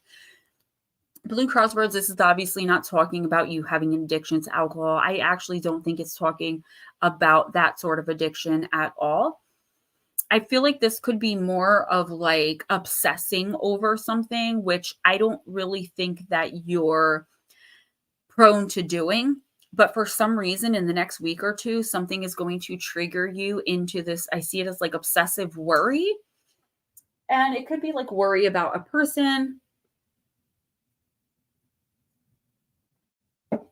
Or it could be like a friend that, is having issues, that you're obsessively thinking about, worrying about, to the point where it's like messing kind of your days up. And I think that to talk to that person about what's going on would be a good, like, let them reassure you that like they're okay. You are a caretaker. You are a protector. That is your mission here, a protector, a warrior, a soldier. And when you can't get into position to protect someone you love or care about, it's like it's going to start this obsessive thinking, this, it could end up in anger. It could be really bad for you to keep this in and not speak to the other person about it. Or, if it makes you feel better, think of ways to help in your head that you possibly can. But at the end of the day, you have to realize that you have no control over the situation. It's a lesson someone else is learning.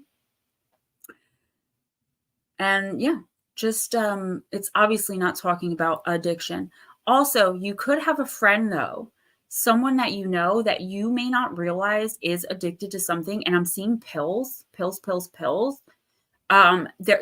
There is definitely someone in your orbit who's, I'm seeing like Pez pills, like pop, pop, pop, pop, pop.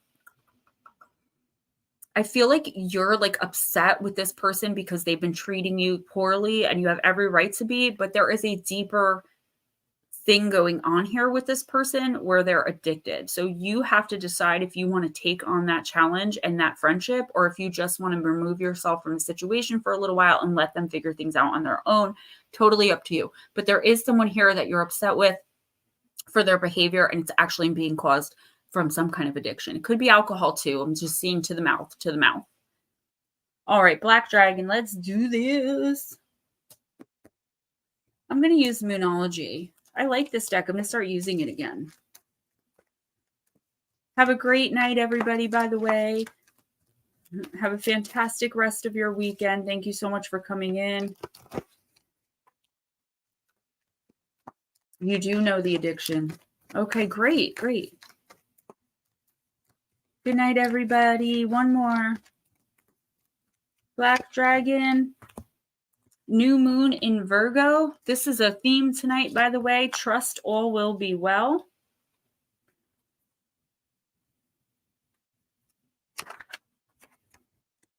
Sometimes we want everything to happen yesterday, but divine timing is a real thing. Sometimes we need more pieces of a jigsaw to fall into place before we can get what we want. Slowing down now is the key for you to get what you want, so take your time and allow events to unfold. See what you can do for others as a really quick and easy way, both to distract yourself and to boost your good karma while you wait for dreams to manifest. There's a reason why you pulled this card, so make sure you pay attention. This card is an especially good sign for matters related to a job or health situation. Go out of your way to help someone, helping boost karma. Be reliable, don't overthink things, and be modest. Your manifestation affirmation for this week: I help others and others help me. Yeah, I feel like some good faith, Black Dragon, some good faith helping, right?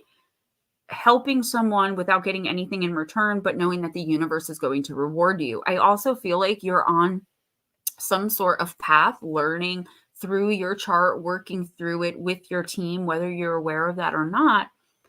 And it's like, it's very slow going. You're trying to manifest something, or you're trying to move forward in your life in a certain way to get to a particular point. But like, you're just like, okay, but you know, how much longer am I going to work on this before I decide that it's a dead end and move on to something else? And the universe is saying forever, because you're meant to have what and or whoever this is. You just have to keep going and going. It is a long-term process. If you're able to, try thinking of things on an eternal level. Understanding that 100 years is nothing to the universe. It's literally, my eyes just blinked and it's over. So their timeline is not the same, but they also know, the universe, your team, spirit knows that we do have this limited timeline, and you were meant to reach certain goals at certain points. If you didn't reach them in time as per your contract, it will be sped up now. But if it's something like you're right on track for, that you're supposed to be reaching right now, it's going to take some time. And it's always like the minute you're ready to give up is when it's going to come in. So do you give up? It's like you've been sitting at one of those machines. I don't gamble, but one of those machines in the casino for 10 hours straight. You don't want to get up because it's bound to hit. And the minute you choose to get up, the next person that sits in it wins $1 million jackpot, or whatever the case may be. If you had just given it one more pull, just one more try, and didn't give up, think about it like that. Guys, I love you guys. Be kind to each other. Don't forget, Monday at 11 a.m. pre-recorded upload Mysterious Mysteries. I'm talking about hidden caves, the Hannibal mine disappearance, the disappearance of Randy Wayne Leach, and a mysterious cave in Wisconsin where like an entire tribe of Native Americans went missing. Wait till you see what they found at the end of that cavern in that cave. Okay, it's called like the Mysterious Song Cave or something. Good night, guys. I'm going right to bed, so if y'all text me, I will talk to you in the morning. Love y'all. Good night.